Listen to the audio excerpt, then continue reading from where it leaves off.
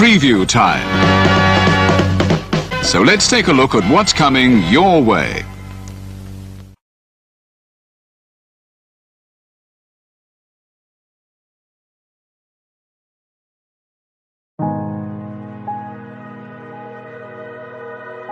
Gary Hebert, the man, the myth, the legend.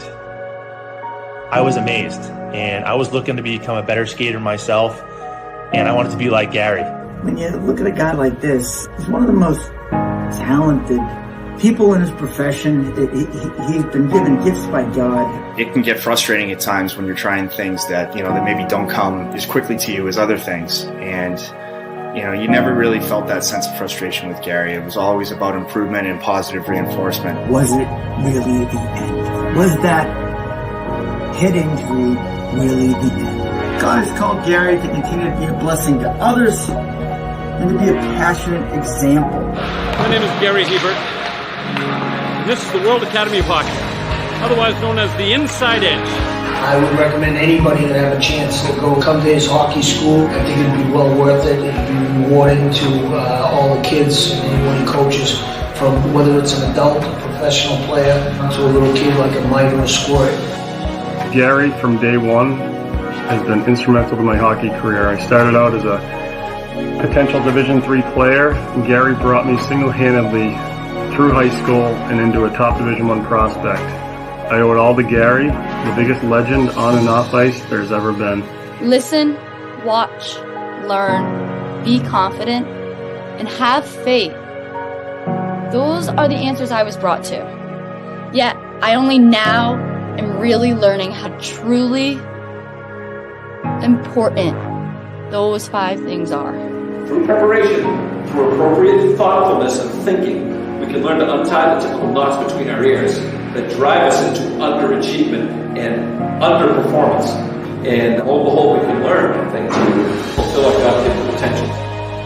Gary has the innate ability to make people not only better players, but better people. The life lessons they learn from Gary are incredible. You can always remember leaving that rink knowing as a player I got better, or I had something to improve on to get better. And I think that's what you excelled on as a coach, is giving us the knowledge to know what we needed to do to get better. There's coaches who know the game, but can you communicate and create passion in your kids and in your players? And Gary's able to do that. Gary's got great knowledge and the great hands, but more importantly, his ability to connect with people and care for them. His communication skills, to me, really stand out and separate him, and that's why he's one of the best, in the world. Gary's a legend. He's a special, special man.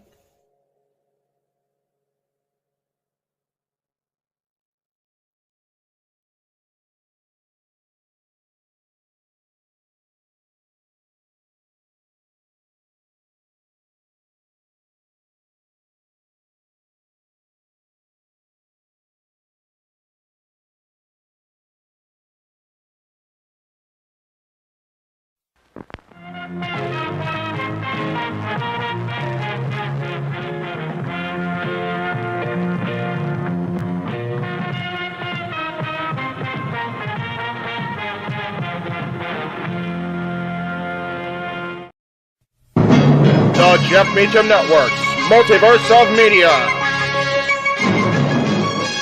For over 15 years, the recognized symbol of excellence and the standard bearer in coverage of sports and entertainment.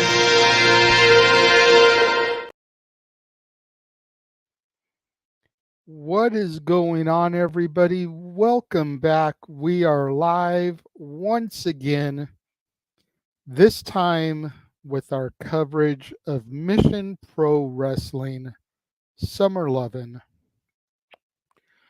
Pre-show begins on YouTube in about 3.5, 4 minutes.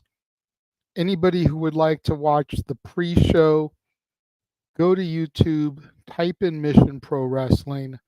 You'll be directed to their pre-show that's going to be hosted by Emily May and Veda Scott, as we wait for the simple man with the spectacular voice to join me here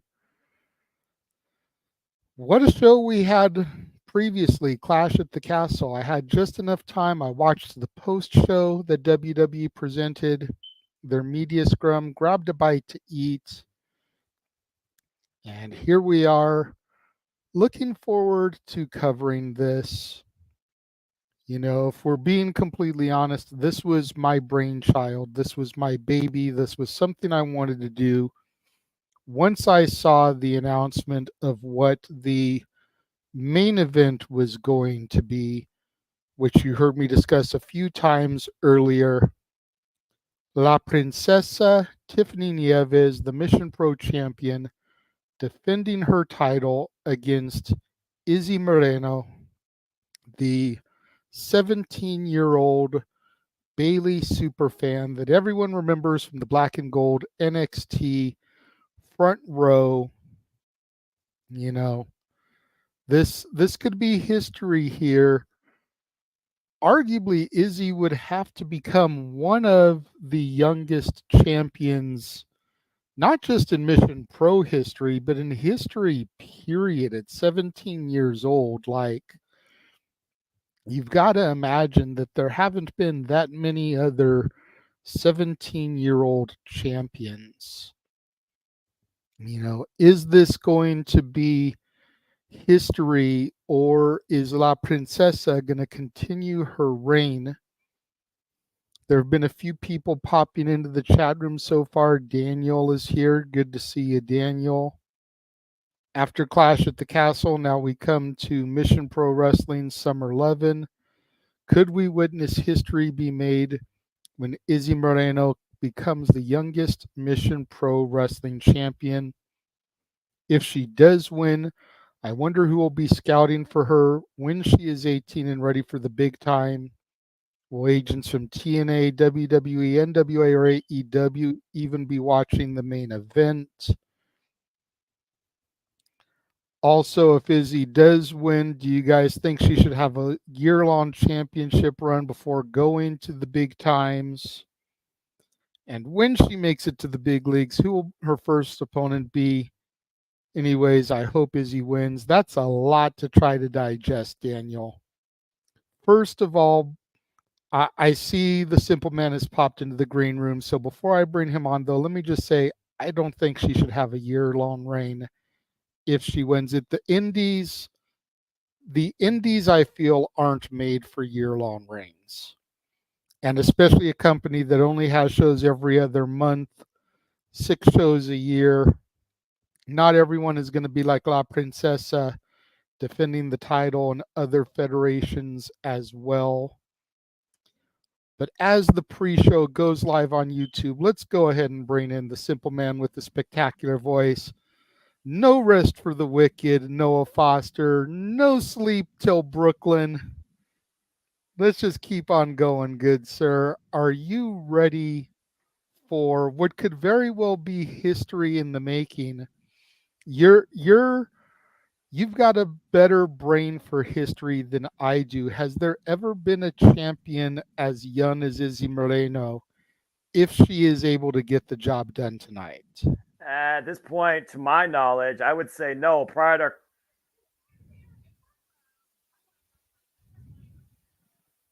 that was random.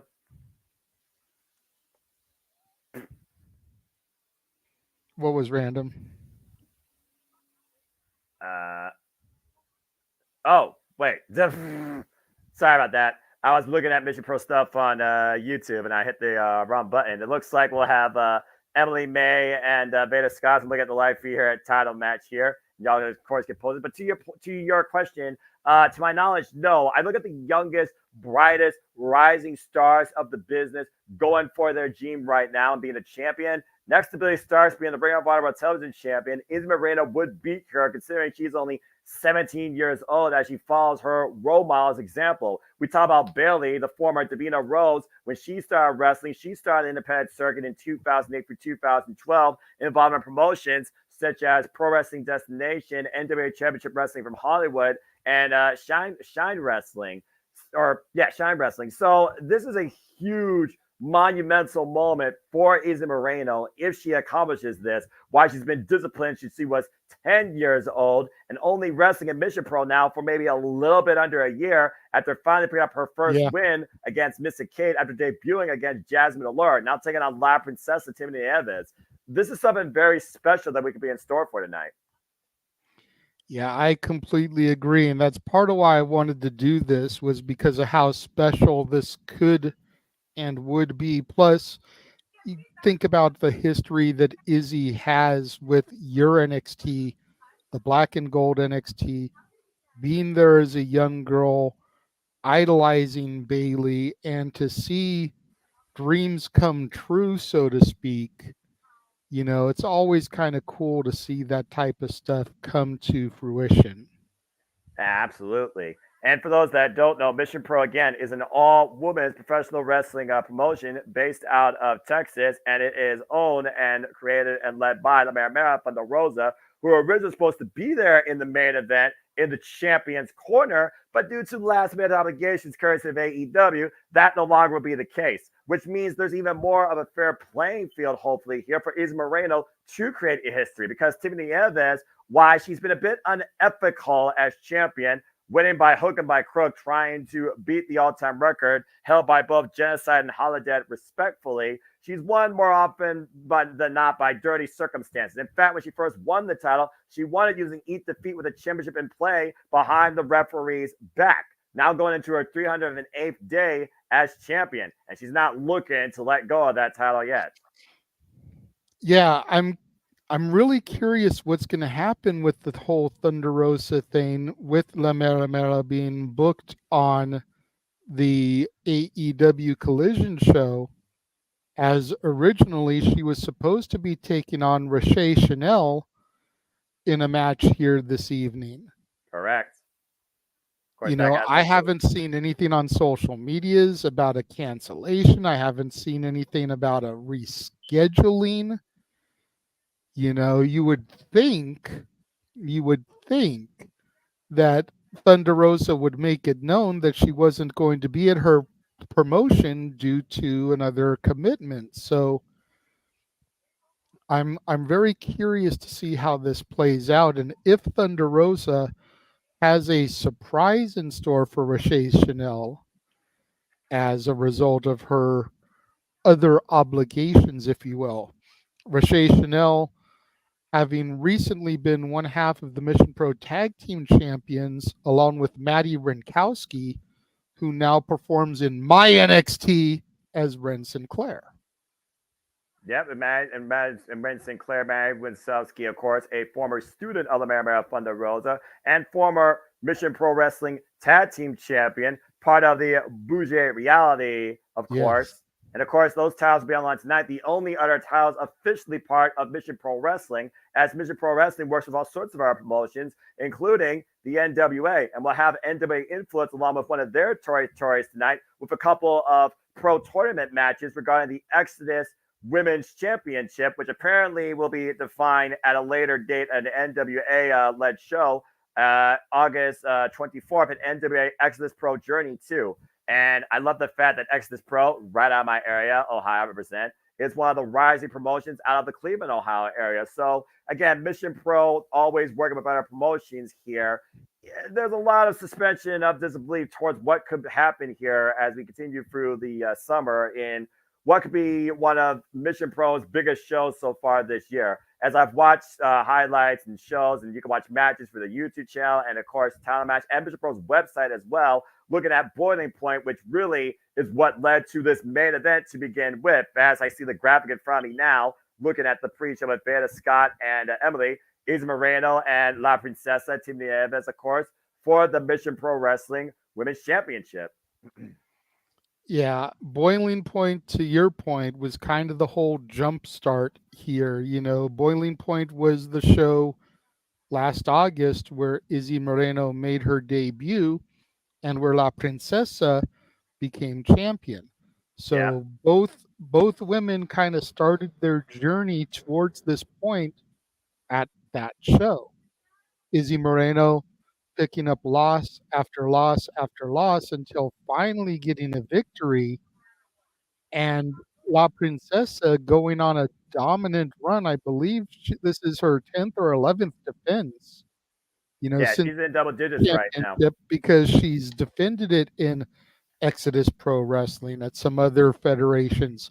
Exodus Pro Wrestling, for the fans out there, owned by the current reigning and defending NWA World Heavyweight Champion, EC3.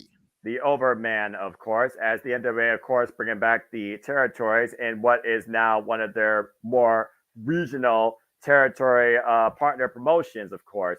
And to your point, Tiffany Nieves has been the current NJPW champion, the 5th champion in this young company's history, as Mission Pros only exists since 2019. Goes in the day 309, looking to beat the record of Genocide at 329. She is going into her freaking 10th defense, her 11th defense tonight. She has defended in and out of NWA Exodus Pro, and of course during WrestleCade Ladies Night Out 13, which is where Izzy Moreno had her first opportunity and lost. And Izzy has been trying to get back to redeem herself from that defeat ever since. And here we are tonight, seeing if she can do it.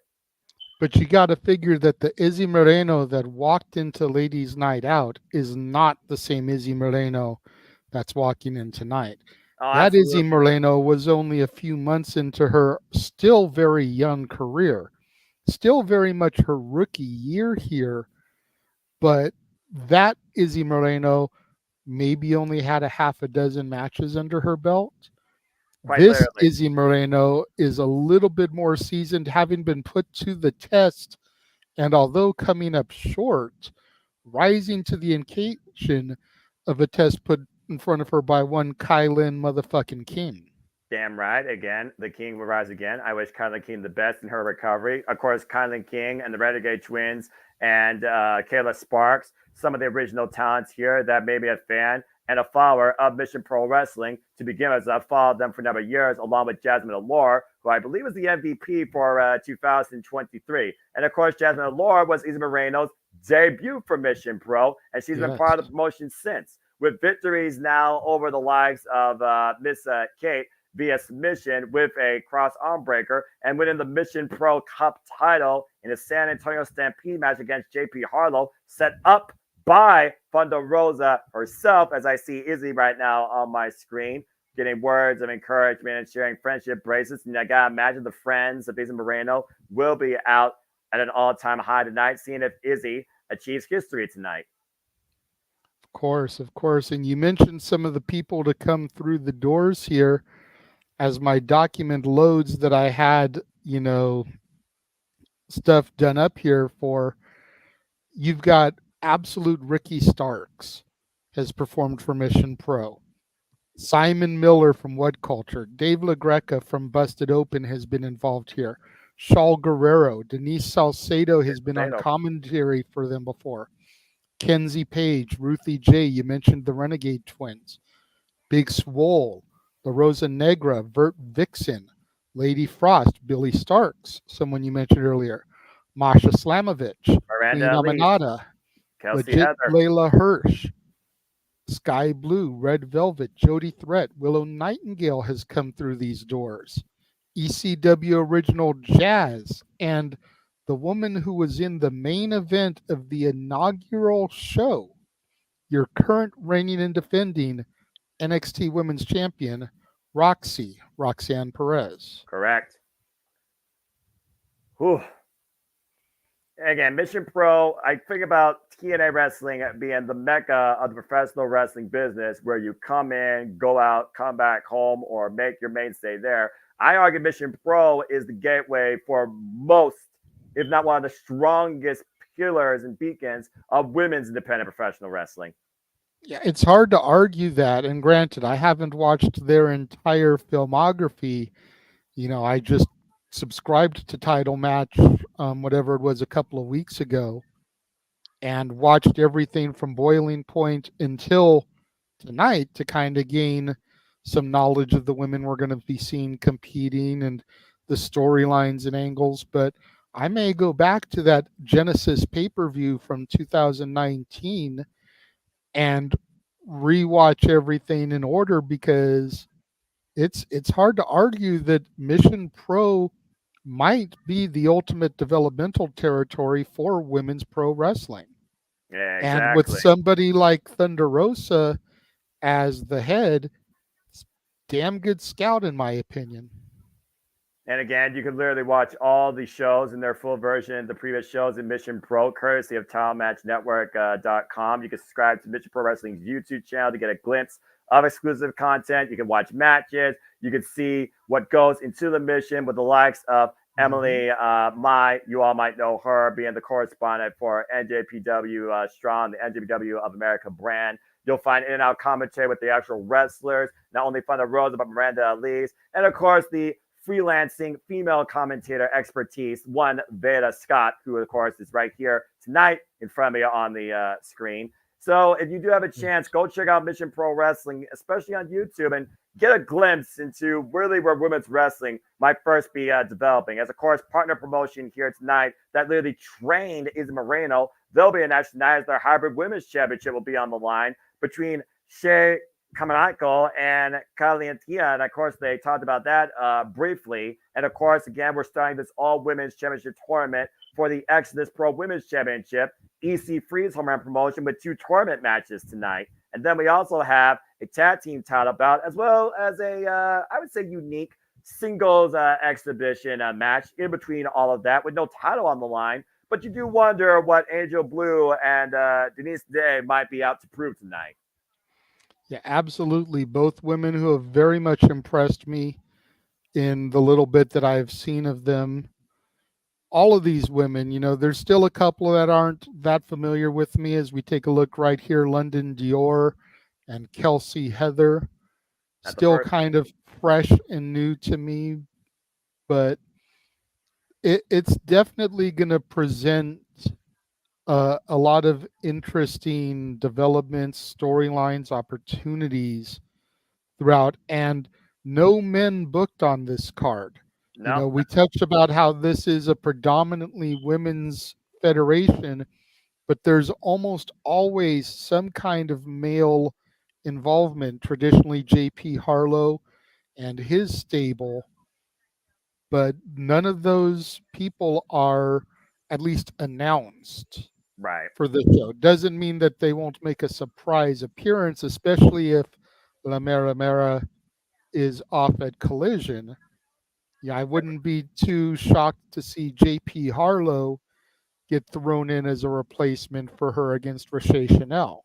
And of course, Diana Peraza will take on the Mera Mera from the Rosa tonight in the 1-year anniversary of Collision. And what I hope is the main event, because it should be, damn it, in a no disqualification match. They continue their rivalry that's honestly started since Summerburst 2021 when Thunder Rosa first challenged Diana Peraza for the TNA Knockouts World Championship. But that being said, we talk about Mission Pro. Kelsey Heather, no stranger to the wrestling industry, no stranger to Mission Pro. People might even remember her at times from AEW Dark, where she faced the likes of Julia Hart. And Kelsey Heather also trained by one Sean Spears and Tyler Breeze, a freelancer of sorts with 5 years of wrestling experience.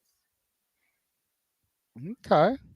And again, that's one of the Exodus Pro tournament matches. We'll see who advances here to become the Exodus Pro Women's Champion. Yep. And of course, the only accolade Kelsey Heather's career is a previous tag team championship, courtesy of her promotion, WOW, as part of a team called Team Spirit. But I am curious to know how this Exodus Pro Women's Tournament plays out and what this title is going to represent, as they call this operation Chasing Atalanta. And again, this is to be defined and crowned come August 24th at NWA Exodus Pro Journey 2, as Exodus Pro Wrestling is trying to rise up out of the Cleveland, Ohio area, courtesy of the Overmen, as this is literally the opening rounds tonight of this tournament. And then on the other side of things, you got Miranda Alice, again, no stranger, been involved in Ring of Honor, been involved in TNA Impact Wrestling, once she challenged Peraza for the AAA Reina de Reinas Championship. She's taking on Queen Uju, apologies if I screw up that name, in another qualifying match to move forward in the Exodus Pro Tournament. Queen Uju is another one who's thoroughly impressed me. I'd love to see her and Aminata go toe-to-toe. Oh, the battle of the extensive kickers, just saying. And also, of course, as I said, in a bit of a unique exhibition, we have Angel Blue versus Denise Day. Denise Day, also known as the Dreamcatcher, freelancer out of the Laredo, Texas area. All the wrestlers, all the promotions out in Texas. Denise Day also has a victory over Miranda Alice back at Mission Pro Mania, which was the last Mission Pro Wrestling show, of course, during April. As they do these shows kind of on a quarterly basis, Mission Pro eccentric, but Mission Pro, again, like you said, spreads their wings all throughout the industry, including WrestleCade. So I'm looking forward to seeing what Denise Day does against Angel Blue. And I believe this will be a first time ever one-on-one encounter, as Denise Day is in the genesis of her career, while Angel Blue is much more experienced. Yeah, they definitely seem to do these shows about every other month, so maybe 6 times a year. Yeah, give or take. February, April, June, August, October is their anniversary show, and then December. Right. But again, this is going to be a very, very unique experience for those that have never not watched Mission Pro Wrestling, as we try to bring you in. And of course, we talked about some of the other participants we'll see tonight. Again, we talked about the co-promotions that Mission Pro works with. Tonight, they're working with literally Hybrid Hybrid School of Wrestling, a training ground, a sports school in San Antonio, Texas, that trained one Izzy Moreno, as the women's championship will be on the line between Shea Carmichael and Calientina. Calientina, of course, previously known as the spiciest chica. I'm sure Walter will be all over that. Odele. She's a freelancer, still in the young of her experience, with about 9 matches under her belt. Yeah, Calientita is another one who's really impressed me. You know, we kind of joke sometimes when we do these shows, and especially when the women come around, you know, simple-minded, weak-minded individuals. But I have to say, not only are the women here in Mission Pro talented, but a lot of them are gorgeous as all get out too. So even if you only watch women's wrestling because you like looking at the women that are performing, Mission Pro's got a hell of a roster of gorgeous women for you to pay attention to. If you're like Noah and you can get past the weak-mindedness and actually enjoy the performances, they're all great in-ring performers as well. But if you're a simpleton who just likes a pretty face and a good body, well, got that going for you too. It's really not that expensive. TitleMatchNetwork.com. The cheapest is $9.99, but you can't watch the live streams as they happen at that price. You've got to go up to the $14.99 bundle, which is what I did. That way we could get these things live as they happen. But it's definitely worth it. They've got shoot interviews there. They've got a ton of different promotions on their library. There was a show last night, DFW, which I'm assuming stands for Dallas Fort Worth, another Texas-based promotion. I would not put it past them. Yeah. You know, that's how we were able to kind of just test everything, make sure that things worked right. There weren't going to be any hiccups. There's a promotion.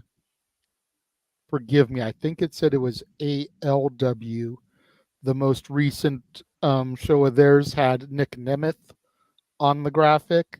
So, you know, if you're a Dolph Ziggler person out there, you can check out some of his indie bookings when he's not doing TNA matches. A lot of stuff worth looking into for the $14.99 price point. You still have a few minutes to sign up if you want to watch along with us and see if Izzy Moreno can make history by dethroning La Princesa Tiffany Nieves. And like I put out on social media this morning, on the Twitter, the Twix, the X, whatever you want to call it, X gonna give it to you. Yeah. I can't think of an independent wrestling match that I have been more torn between, because La Princesa is the reason I tune into Billy Corrigan's NWA every week on the CW. Oh. Ever since I first discovered her there, I have become a huge fan of hers. I love watching her work. She's a great in-ring technician. She's out of OVW, where Al Snow's running things now. And then you've got Izzy Moreno, the super fan that deep down we all are, making her dream come true, out there grinding, and she could be one of the youngest champions in wrestling history, not just Mission Pro history, wrestling history, period. If she can dethrone La Princesa here tonight. And of course, Tiffany Nieves is also a previous challenger to the Burke, currently held by Kenzie Page in the NWA, and was able to successfully retain against her in a TV bout, as Kenzie Page might be fully empowered, as Pretty Empowered implodes, and it looks like her younger sister might be coming after her title. Of course, talking about Pretty Empowered, we talk about the tag team titles here in Mission Pro. The King Bees, of course, that were able to beat Pretty Empowered, not only come in as the MPW Tag Team Champions, but the NWA Women's Tag Team Champions. Yes. As we wait now for Title Match Network to switch here on the live stream. And that was kind of interesting how they did that, because unfortunately with Madi Wrenkowski, Wren Sinclair, getting signed to WWE and NXT, they had to vacate the championships. Currently held by so her. what they ended up doing was they had 2 fatal 4-way matches, singles matches, where the winners of those 2 matches were then able to pick a partner to face off in a tag team match to crown the new champions. And originally it was Maya World, and I forget who she had as her partner, forgive me. They won the titles, but in their very first defense, lost the titles to the King Bees, which is why they are now the champions today. I believe part of the additional superstars appearing, I believe we may end up seeing Maya World facing off against her partner, and the fallout of that whole title change here this evening as well. Just no graphic for that one, but wouldn't surprise me. What a interesting way that they did to try to fill the vacancy of those championships. To your point, Kia Dream and Maya Word, of Kia course. Dream World. I got you, because again, after Bougie Reality, of course, lost the tag team championships basically to what was called Friday Frenzy Dream at the time, Mia Friday and MJ Santana. But then the titles, of course, they were vacant through the duration, the later half of last year into the early part of this year. It was Kia Dream and Maya World that basically were crowned with them. But now we have the King Bees as champion, Charity King and Danny B. And we'll see Charity King and Danny B with their first defense since holding those titles tonight for the Mission Pro Tag Team Championships, while they've already had 2 successful defenses under the belt as the NWA Women's Tag Team Champions. And of course, the Daniel over here fantasy booking like crazy all the people he'd like to see Izzy feuding with. Jesus. Well, gotta start somewhere. And tonight, the mission starts with Mission Pro Wrestling, as we'll see if Izzy Moreno achieves the dream, literally led by first her role model. This is going to be fun. Welcome, everybody, to the first ever Mission Pro Wrestling Live Watch Event Special, as we have Emily May to bring us in. Let's freaking do this! Yes. And support Planet Wrestling, folks. Shout out to my indie darling friend of ATW, SC. Always lovely seeing Emily May. Mission Pro, of course, coming to us from the Salvation Army here in San Antonio, Texas, as they have been for quite a while. Not since their inception, but probably for the better part of the last year plus. It's been more of a home territory as of late for their shows. As Emily May is talking about, of course, we're starting off the Exodus Pro Women's Tournament. And forgive us, folks, if we're a little bit quieter than normal here. As this is the first Mission Pro show we're doing, we don't really know how their layout is, how they've got things stacked. So if we have a little bit more downtime, as we try to hear them set stuff up than normal. Forgive us. But as soon as we know what's happening, then we will definitely bring you in and try to do our job to present things. As we get ready for our first contest for the evening. Nice to see Eliana back here as our ring announcer. It looks like our first match is going to be London Dior versus Kelsey Heather. And it's going to be our first match to open the Exodus Pro tournament.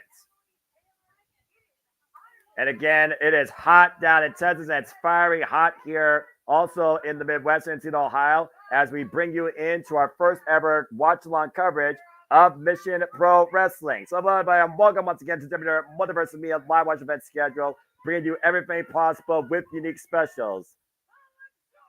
Yeah, it's hotter than heck out here, too, in Victorville in the high desert. 96 degrees and windy outside. Oof, Thank really God imagine. for air conditioning.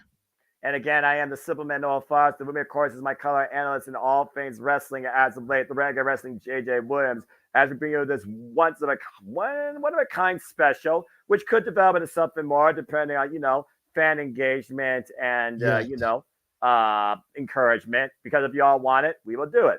And again, if you want to dip into the conversation, super chat, it's as simple as that as we bring you independent wrestling coverage for women's wrestling held here by Mission Pro Wrestling out of the Santo, Texas area. Got to give the people what they want. So if you guys want it, sound off. Let us know in the comments, whether it's the live chat now or after the fact. If you guys go back and watch this on demand, let us know in the comments that you've enjoyed our coverage of Mission Pro Wrestling. And we'll start adding it to our rotation every other month when they do these. As Kelsey Heather makes her way to the ring apron, doing the splits on the apron. First off, you're not Melina, but she is flexible because she does have a background in gymnastics. She's a former cheerleader.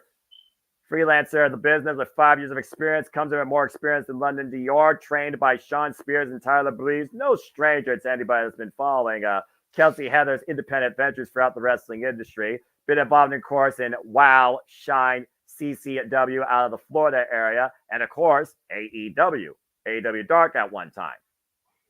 Okay. AEW Dark, which has since gone dark.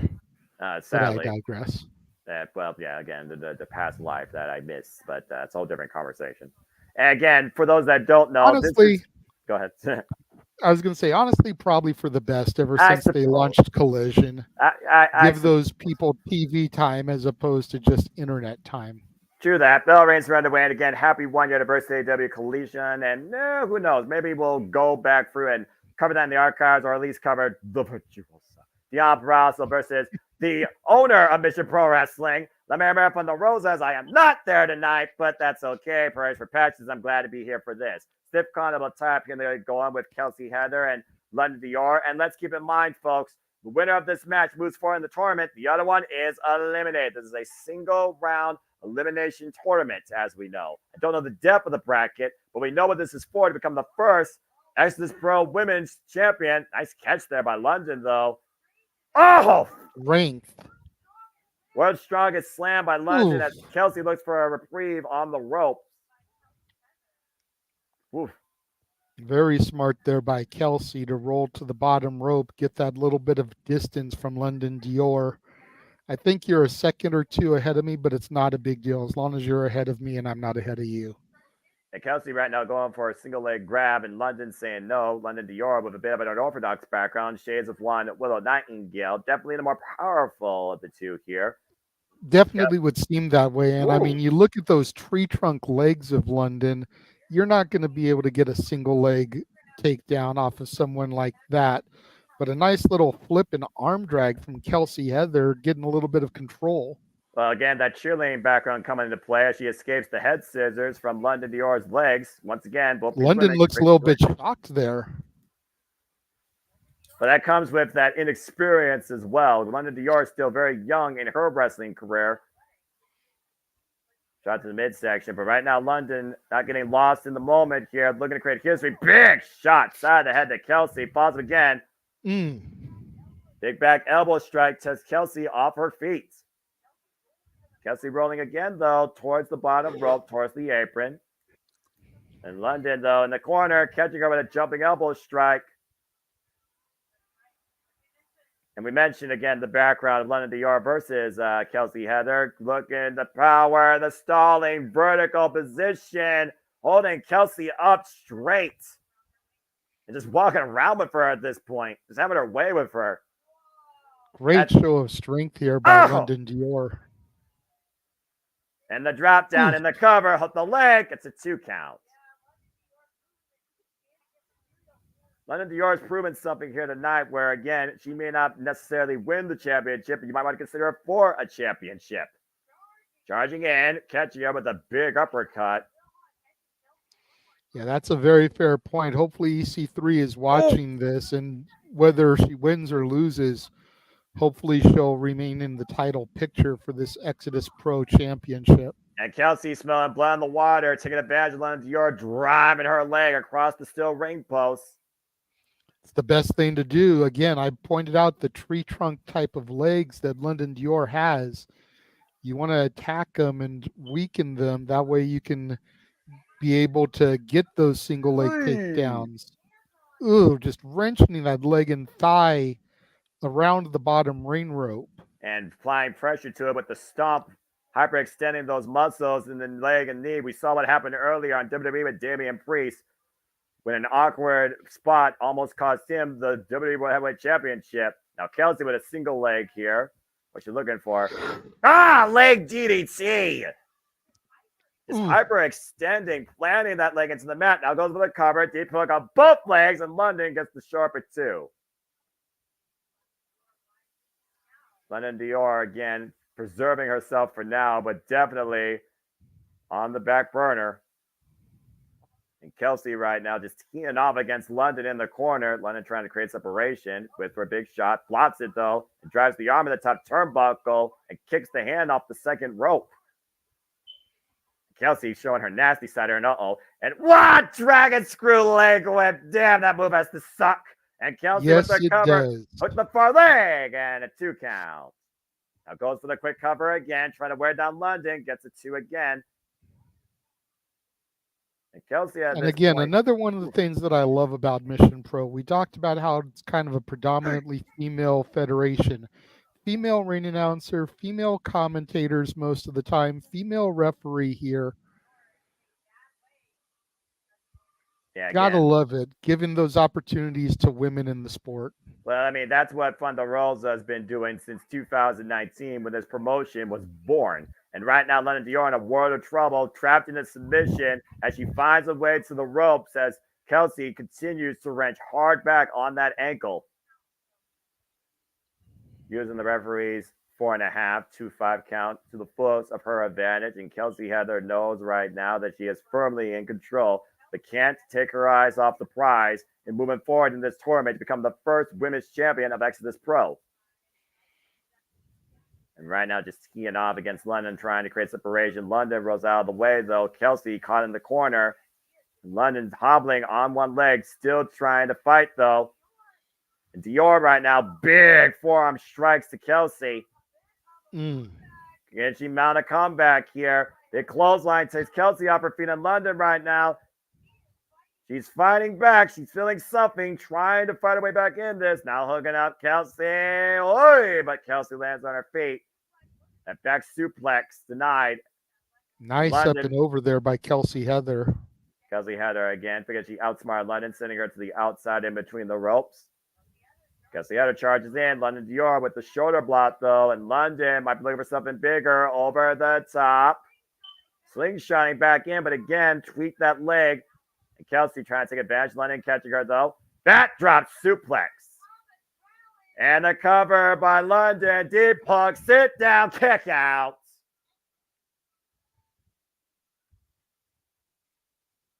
Oof. Kelsey rolling away for now, trying to slow down London Dior's momentum here. But again, what are you willing to do to become a champion in this business? Fight through pain, overcome adversity, take on any challenge put in front of you. And again, right now, London Dior just trying to make sure that Kelsey Heather stays away from that leg as Kelsey might be looking for, oh, wait a minute, the counter. Oh, look at this, the roll up, Whoa. That was very close. Good transition there out of submission. Yeah. And right now, fatigue has to be setting in for both these ladies. London Dior by Kelsey up on the shoulders. Kelsey able to fight back, though. Once again, going back to a single leg pick. London, though, trying to take the arm. Meanwhile, body strong, cradle, take over, kick out. Great opportunity there from London. Trying to make the most of these with that bad wheel. Again, the strong legs of London. Kelsey Heather knows where the power lies. Mean stunner by Kelsey Heather. And Heather, once again, going back to the leg, wrapping it up, potentially here into a figure four leg lock. Cinched in deep in the middle of the ring, and London Dior with nowhere to go. Has to find a way to reach the ropes to force the break or turn over and reverse the pressure. And looks like Kelsey Heather is bridging up a figure eight, and London has to tap out as Kelsey Heather moves forward in the tournament. Great match there to kick things off. Good opportunities for both women. Good try there by London Dior again. Maybe wasn't able to come out with the win this time, but EC3's definitely got to have his eye on her for contention down the road. Yeah, you wonder where Kelsey Heather learned that move, as again, her gymnastics background come into play, bridging up on the figure four leg lock, adding even more pressure to the already compromised leg and knee of London Dior. She pinned the target and stayed on it, and now Kelsey Heather finds herself moving forward towards making the history, becoming the first ever women's Exodus Pro champion. And winning her debut match, by the way, in Mission Pro Wrestling. This was Kelsey Heather's Mission Pro debut. There we go. And again, for the fans at home, we don't want to try to pretend like the match quality here is on the level of AEW, TNA, NXT. It is very much an independent federation. Which is fine. You're going to see some sloppy moves. You're going to see some botches. But at the same time, you can't get better at your craft unless you make some mistakes. So if you are tuning into Title Match, if you are giving this federation an opportunity and watching along with us, don't expect it to be WrestleMania quality matchups. Go into it with an open mind and an open heart as you watch these women put it all on the line here. Bottom line, just enjoy life and enjoy wrestling as we get ready for our next SS Pro Tournament opening match with Miranda Alice and Queen Uju. A little bit of talking about the Hybrid School of Wrestling, of course, the training ground in San Antonio, Texas, for one Izzy Moreno.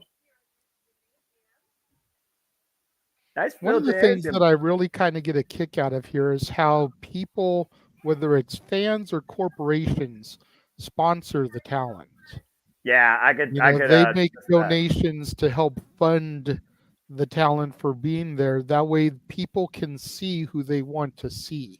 Yeah, I think that's a great touch. I mean, it's all about giving into the business to help it grow. And that's really what it's all about at the end of the day. If you're a fan of professional wrestling in and out Mission Pro, I've seen that at Chaos Wrestling Movies here during Toledo's time. I've seen that during Insane Wrestling Revolution, owned by Rhino up in Michigan, as the Lucha Baddie comes into the screen. Miranda Alice.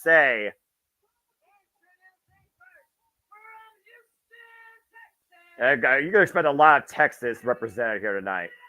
Oh, yeah, definitely. And keep your eyes on that little girl that you saw right there near the curtain. She is there for almost every show. I forget her name. They actually brought her onto camera and interviewed her on a pre-show for one show. That's awesome. She is a huge Izzy supporter, much like Izzy was a huge Bailey fan. So it's kind of fun to watch it come full circle. And Miranda Alice, keep your eyes on her. Miranda Alice, of course, trained by Bukati. 9 years of wrestling experience. Again, we've seen this woman compete in AEW, Impact Wrestling, TNA Wrestling, of course, Ring of Honor, And of course, she had one of the most noteworthy matches during Ring of Honor's Renaissance Women's Division back in 2021 against the current NXT Women's Champion, Roxy. Here comes the other participant in this match, Queen Uju, no stranger to Mission Pro Wrestling. Yeah, regular. And again, I'm a big fan of this young lady. I've become a big fan of hers watching these shows that I did research for. I see some big things for her in the future, whether it's NWA TV coverage, TNA, wherever. I can see big things for Queen Uju. She just seems to have that star caliber to her. Queen Uju, by the way, has had mixed fortunes, though, since being part of Mission Pro, but she has won her last 3 matches against Angel Blue, Shea Carmichael, and Nova Phoenix. We'll see again who moves forward here in the opening round of the Exodus Pro Women's Tournament. And right now, Miranda Alice does outweigh Queen Uju by a couple years of wrestling experience. Of course, it's also a first-time ever one-on-one encounter. Both women, of course, define out of reality of wrestling, led by Booker T. Shucky ducky quack quack dog. Oh, that guy, sometimes I swear. Again, nearly a decade of experience. You've earned where you're at, even if you're in Mission Pro competing for a brand new promotions title. And that goes to the value of you as a competitor, let alone as anybody's opponent. Nice escape there by Miranda Alice.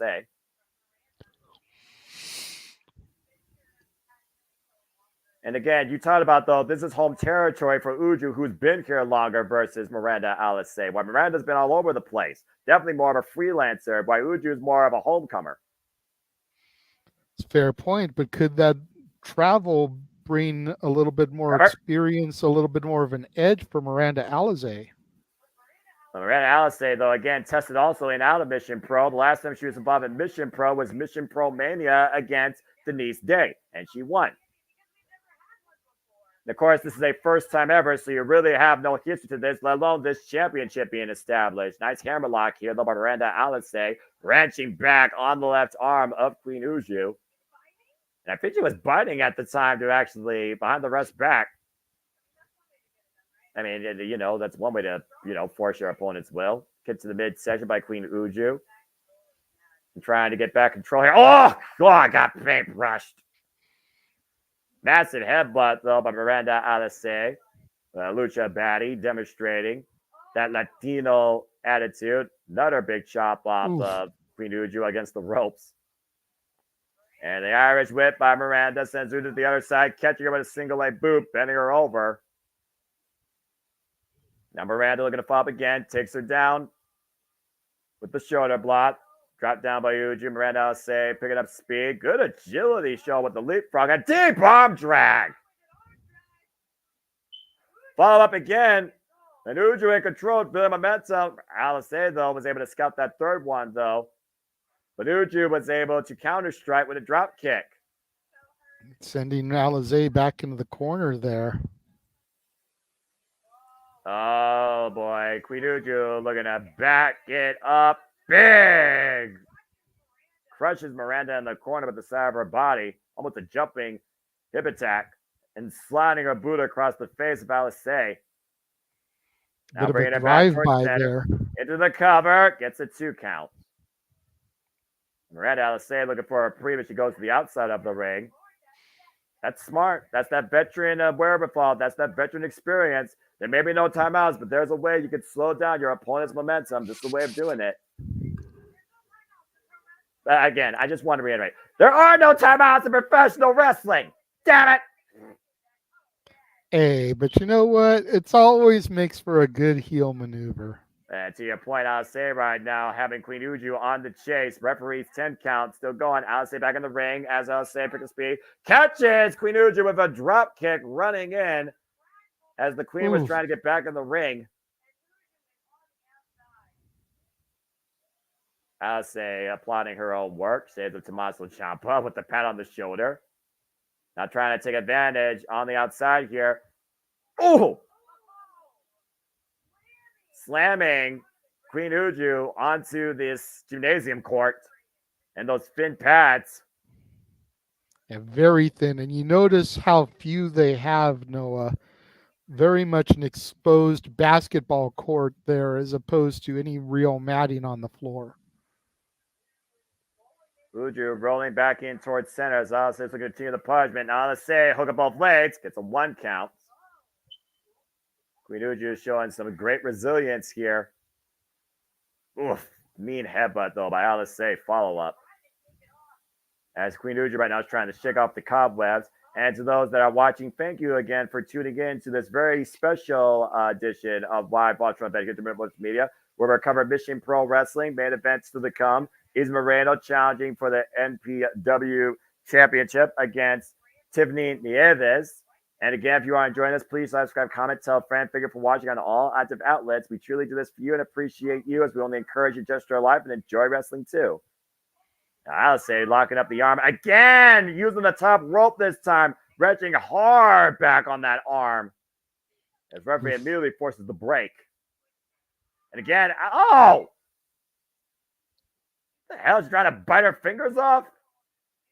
I didn't know how to say like finger food. Yo, Daniel. Waka waka. Oh, man. Mean body shots here in the corner. The referee needs to create some separation possibly here for Queen Uju's sake. Bring it back towards center. Hook on the near leg. Kick out at 1. Again, honestly surprised that Uju kicked out after 1 there. I figured that would at least be a 2 with all the punishment she suffered.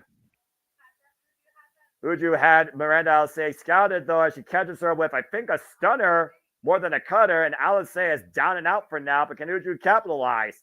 Damage done to that arm already, and the fingers for that matter. Right? And right now, again, the Exodus Pro Women's Championship on the line, as this is a match in the Exodus Pro Tournament. Alice struggling to get back to her feet, using the ropes for assistance. Bringing Queen Uju back up to her feet. Queen Uju with the height advantage. Ugh.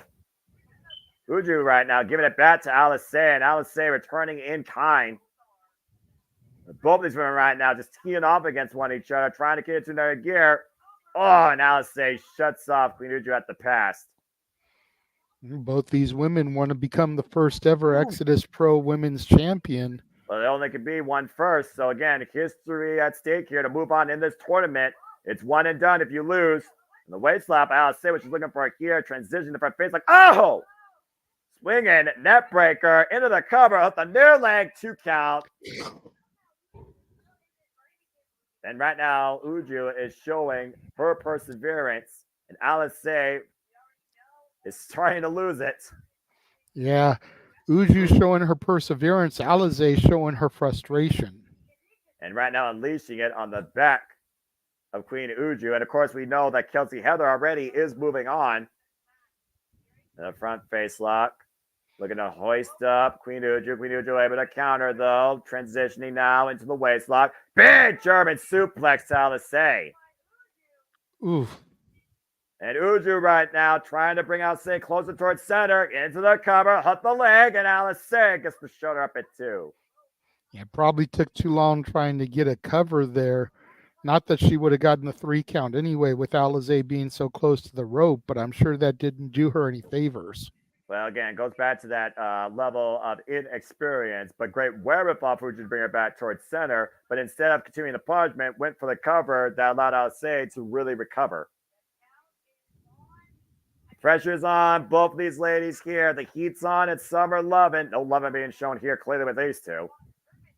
Queen Uju, though, is not deterred. Now hooking up Alice, possible Alabama slammer. Alice is at the back door. There's a roll up, the cover. 2 count for Alice. Great counter there by Miranda Alize. Oh!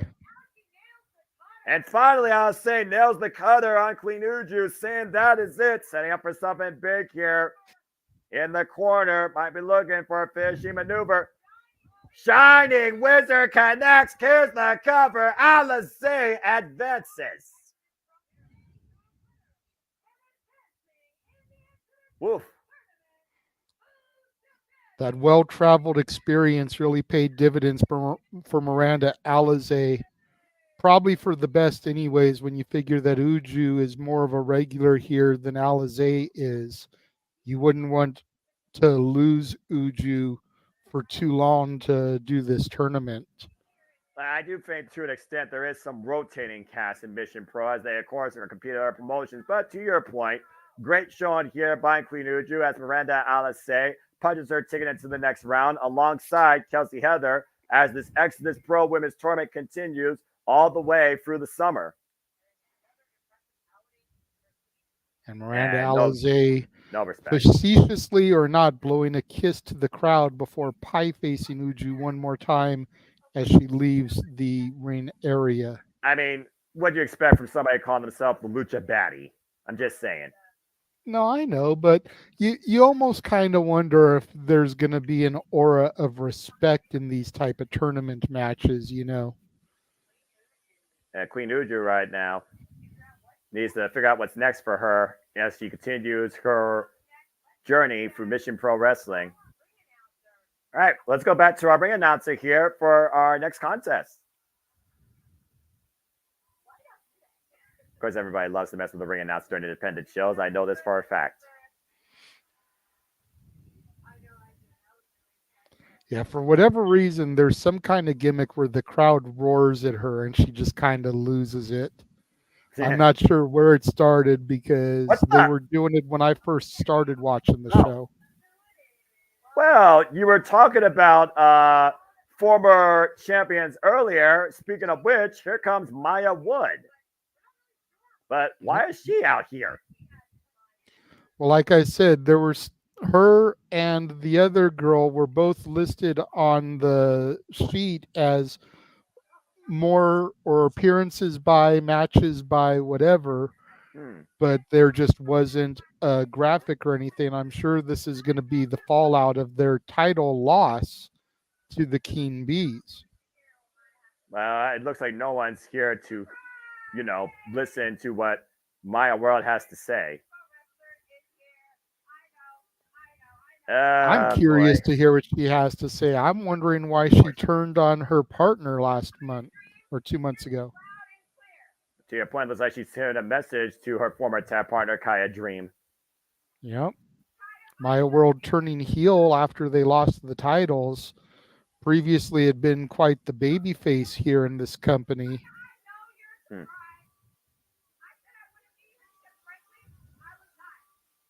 Said she wouldn't be here because, frankly, I was not. Right.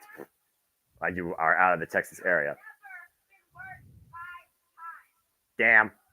Well, there's that typical value of my tag partner ain't worth bleep.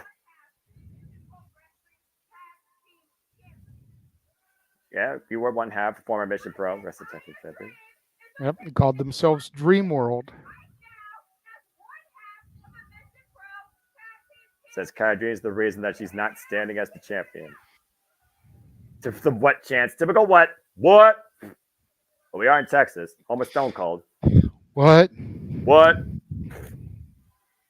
I wish those chants would die, if we're being honest. Unfortunately, what started is going to probably exist for the rest of time. Hey, Title Match Network liked my tweet about us doing the coverage for this. That's awesome.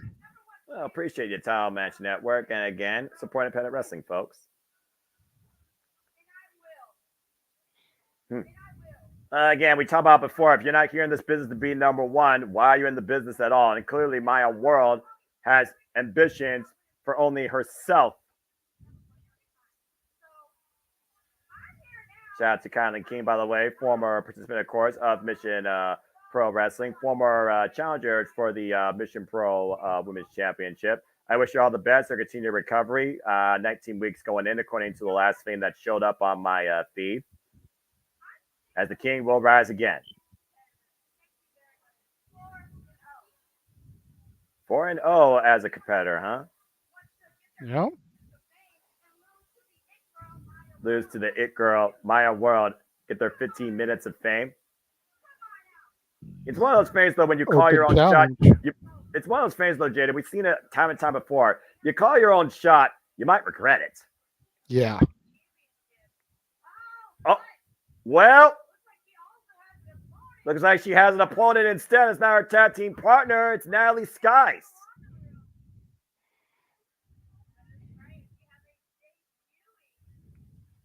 And this is a debut, folks, for Mission Pro. Yep. Natalie Sykes here. And she's on her own excursion here in America. How funny. We watched the show from Glasgow, Scotland, and she's from, let me get this right, Leeds, England. And for those that don't know, that's in West Yorkshire. She's a young freelancer known as the 21st Century Liability with 6 years of wrestling experience. Been going all across the U.S. and now finds herself in Texas, was previously involved in New Texas Pro, going one-on-one against Rachel Rose and won. There you go. This should be interesting. She's been in the ring, of course, for those that watch British wrestling like me, the likes of Lana Austin and Riho, for those that watch, of course, AEW. Yeah, I know who Rio is. Also been involved with the likes of Alley Cat. You might know her from GCW. Formerly involved for the WXW Women's World title, held, of course, inaugurated by Killer Kelly. Took on Ava Edwards for that championship. So she's got some interesting level of experience with certain opponents with her. Okay, cool. Be curious to see what she brings to the table here. I know what Maya World can do, and Natalie Sykes needs to be on the lookout for Maya World, especially now that she's had this change in attitude. What will Maya World do to keep her undefeated streak alive? And it's one of those things You can again. argue semantics that she's taken an L because she's no longer tag champion, but it was her partner who ate the pinfall, allowing her to keep that claim. Well, I mean, you know, it'd be a wild turn of events for this newcomer to come to Mission Pro, to your point, and hand Maya World her first singles loss. Maya trying to insult her opponent and paying for it in the early going here. So far, only that tag team loss, currently 4-0. Nice transition into that cover. Throwing Maya World all out of sorts. Natalie Sykes on fire in the early going. I like what I'm seeing here. Yeah, definitely. And right now, fall up in the corner with the Irish whip to Maya World reversal. Natalie Sykes, though, stopping herself, catching Maya with the back elbow strike. And sends Maya face first in the top ring post. And Natalie Sykes looking to hook her out. Fisherman suplex with a bridge, the cover. 2. No. Maya World able to kick out.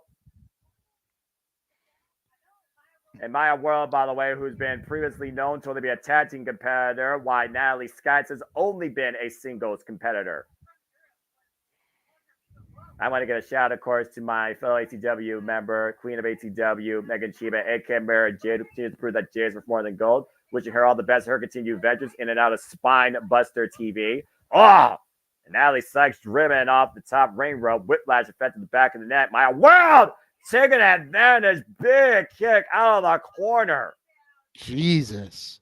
Totally rocked Natalie Sykes there. Cover, now Maya World 2. giving herself a pat on the back. Yeah, and again, their ego could be your downfall. You wonder that moment of self-gratitude cost her the decision there as Natalie was able to kick out. And imagine again, Natalie Sykes pinning Maya World in her singles debut in Mission Pro Wrestling. Now hyperextending the leg underneath the jawline of Natalie. That's the rest 5 count here. We'll see if Maya World delivers on the self-made promises. Now, so if Maya World ever goes to work for TNA, will her theme song be Maya World, Maya World? I hope not. Don't give Dale Oliver any ideas. I'm just saying, JJ, we'll have issues. Come on, tell me that wouldn't be perfect with her name. That's too perfect, too ridiculous. The thing is, though, you say you're done with your tag team partners, your tag partner done with you. I gotta wonder if Kia Dream is gonna come back for revenge. Oh, and now they with a duck underneath, and Schoolgirl, at least though, and slightly distracted there, Maya's by the people and probably by the fact her partner's still on her mind. Wasn't probably expecting this opponent here tonight at all either. Newcomer to Mission Pro just teeing off against Natalie Sykes.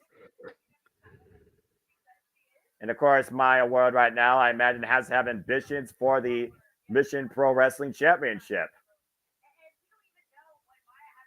Well, if you don't, then you're in the wrong business, the wrong company. Everybody that steps foot in the ring's got to have their eyes on the championship.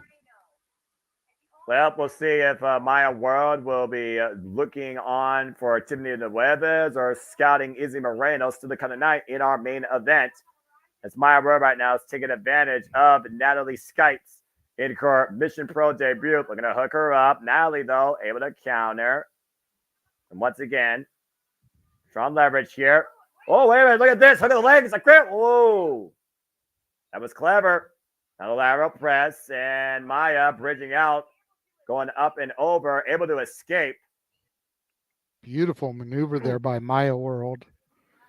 Big you almost got to wonder, Noah, if she's got her eye on the Mission Pro Championship, whether it's Tiffany Nieves or Izzy Moreno, or if she's more focused on the Mission Pro Cup. Because the Mission Pro Cup is going to have to be decided coming off the heels of this event as Izzy Moreno cashes in her opportunity, and whoever wins the Mission Pro Cup can go after any championship they choose. Would it be easier for Maya World to get the cup and then hold on to it kind of like a money in the bank and cash in at the opportune moment? I mean, again, it's like, as good as golden ticket, cashing on the opportunity. And we'll see as Moreno, she cashes in steps of the night after Natalie just made Maya see stars. Now looking to pick up momentum here, running in with the elbow strike. We talked about this earlier with Maya World, maybe too distracted on someone she has yet to pursue versus what's right in front of her. The snapmare by Natalie Sykes here. Big spinal tap kick to the back. Rolls her through in the arrogance of Maya World. Might be her dismay with the DDT. Cover, hook the leg. And Natalie gets the 2 count. Natalie has to stay on the gas here. She's in the driver's seat. She's that close to winning her debut here at Mission Pro Wrestling. Desperation's got to be setting in here. And right now, for momentum in favor of the newcomer, the waist lock applied to Maya World. Maya trying to fight back, though. Trying to keep her feet off the ground. Meanwhile, the roll through victory roll to pick up both legs. Natalie, though, with reversal. Big up kick by Maya World underneath the jaw of Natalie Skites. What's this? To the submission. Oh, wait a minute. The rope for the reversal by Natalie, too. Almost got her again. That's her name. Big cutter. Natalie Skites with a huge opportunity here as Maya rolls to the outside. Train separation and preserving her singles undefeated streak here so far in Mission Pro. Natalie looking to bring Maya World back in. Sykes, though, slow to follow up. And Maya taking advantage. Throwing Natalie up against the second rope. Oh, no. Maya World trying to bring a chair in play. Referee stopping Maya dead in her tracks, thankfully. Making sure this match stays clean. Meanwhile, Smash like, oh, no! A different chair to the ribs as she was clearing the other one. And Maya taking advantage. Unique roll-up here. And 2 count again as Natalie finds a way to escape. But it's a super kick, turning her sideways. Now Maya, Natalie Sykes gets flattened, covered, and Maya World puts a damper on Natalie Skites' Mission Pro debut and keeps her undefeated streak alive. Great match there. Great showing by Maya World. Good opportunity there for Natalie Sykes. Hopefully we'll see more of her in the coming shows. Well, I mean, she's 5-0 in singles competitions, but I think Natalie Sykes proved a lot here tonight. Oh, come on. This is unnecessary. You beat the girl fair and square in your own mind. You already made your statement. Get the heck out of here. And the referee creating separation for now. Distasteful sportsmanship, as one would only expect from Maya World. But still, tremendous singles debut in Mission Pro Wrestling for Natalie Seitz. I wouldn't mind seeing Natalie Seitz compete for the Mission Pro Cup after that. Yeah, absolutely. Hopefully see her back here again sooner rather than later, more often. Natalie Seitz, well done, well fought. Of course, the audience always loves to dictate who their favorites are as we get ready now for tag team action for the, I believe, MPW Tag Team Championships as the King Bees defend against Fire and Fury.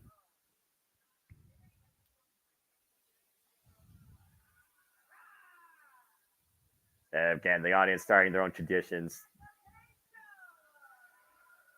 All right.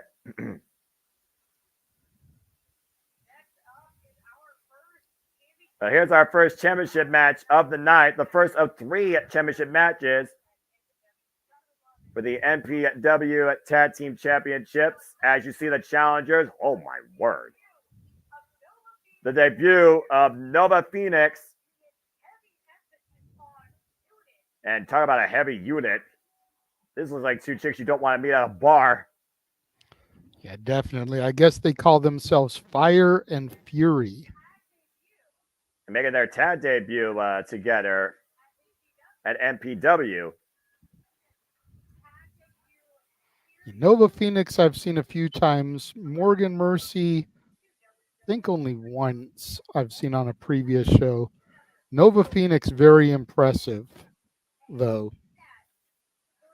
But it's also one of those things, you look at the build of these two. We're looking at 2 powerhouses here. And according to my brief research, yes, folks, I have another computer here. It looks like this is their tag team debut, period. Yeah. And you wonder, again, does that go in favor of the champions where experience might overcome power as the Charity King and the current champions alongside Danny B, known as the King Bees, our current Mission Pro Tag Team Champions, make their way to the ring. And might I add, our current NWA Women's Tag Team Champions after beating Pretty Empowered. Sorry, Kylie Page. And Ella Envy, of course. And they've been the NWA Women's Tag Champs now for 155 days with 2 successful defenses. I mean, the King Bees just exploded on the scene in the NWA and then came into Mission Pro and defeated the former champions like there was no tomorrow, for being honest here. I mean, the former champions, Maya Ware and Kaya Dream, didn't even get out of the gates. Yeah. Again, you see the size advantage here. You don't need to look at a teletape to see who clearly has the size and power advantage here. So it's going to come down to cohesion versus basically opposition. Well, let's not undersell Charity King, though. She's a thicker girl herself. While Danny B is definitely the odds out here, smaller competitor, Charity King should be able to carry herself well against these bigger individuals across from her.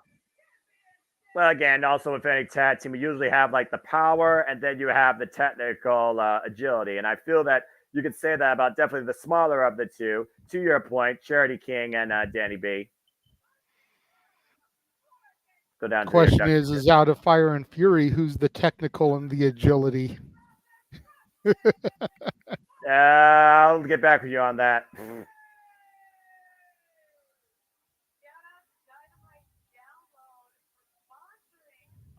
Apparently, Dynamite Download was the sponsor for Fire and Fury, our challengers tonight for the Tag Team Championships.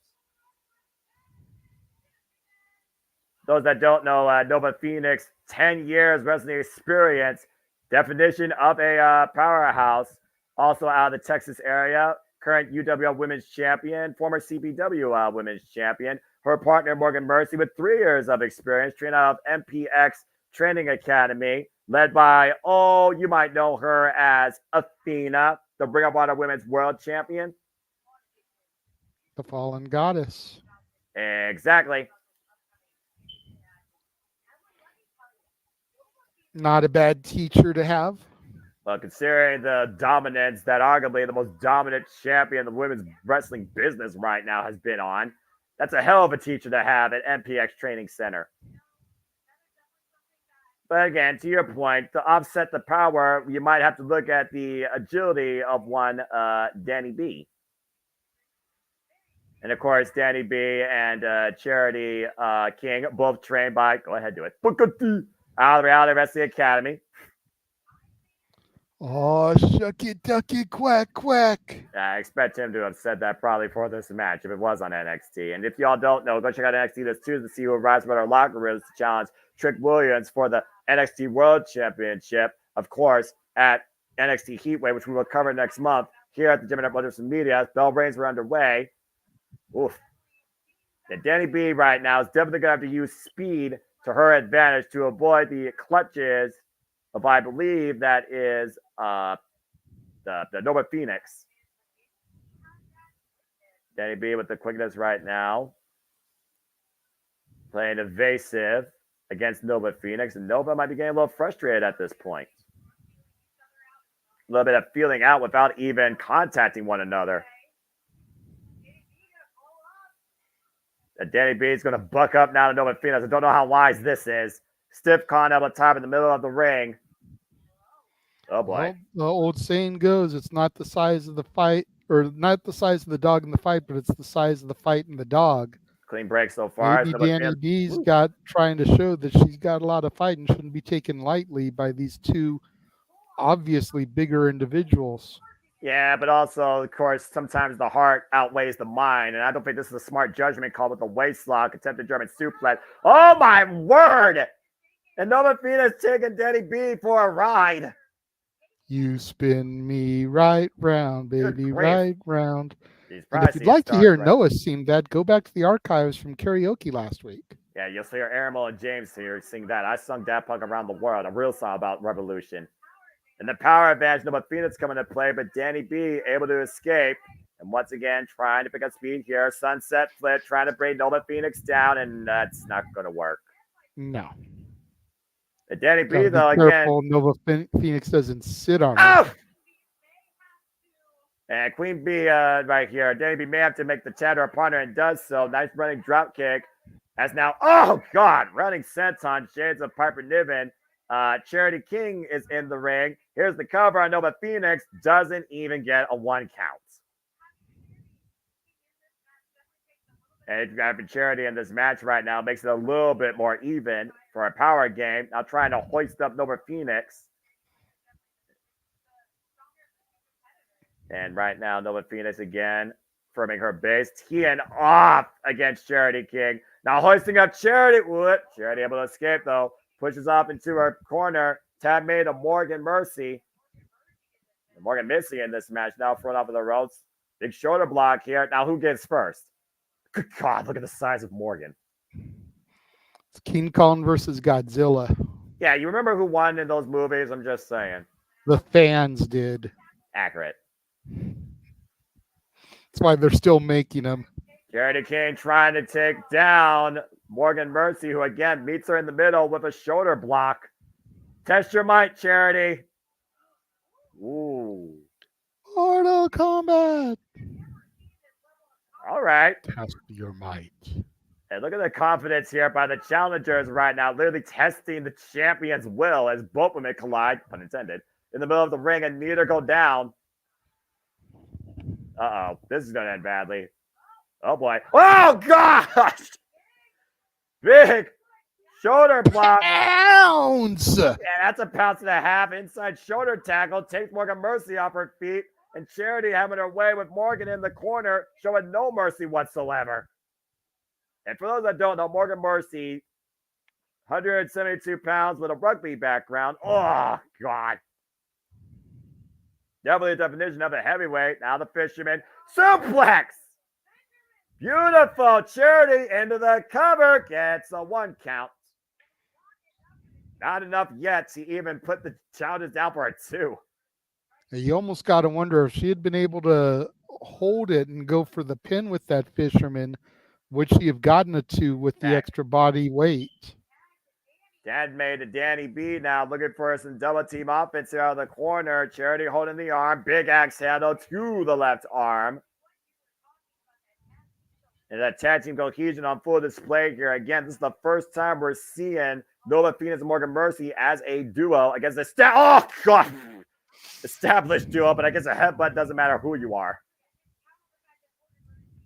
And Morgan Mercy right now, more than capable of using herself as a weapon. The best weapon sometimes is literally your own being. And cheap shot there by Nova Phoenix. Take advantage of Danny B, but Danny B picking up speed. Caught by Morgan Mercy. Big back breaker over the knee. Ugh. Tag. And now we got Nova Phoenix back in here, the two that started this match to begin with. And boy, how the tides have changed since the start, JJ. Yeah, definitely. Yeah, I would say this is worst case scenario for the champions, as the challengers are literally taking advantage of Danny B in their corner, just driving her boot in the side of the head. And once again, taking a cheap shot against Charity King. Morgan Mercy taking advantage. Rear naked choke, 10 beats in the bound of sorts, and a body shot. And the challengers right now teeing off against Danny B, while Charity King right now is distracting the referee to the worst aid right now of her tag team partner. You gotta She's trying to get in there and help her partner, but the referee right on top of it.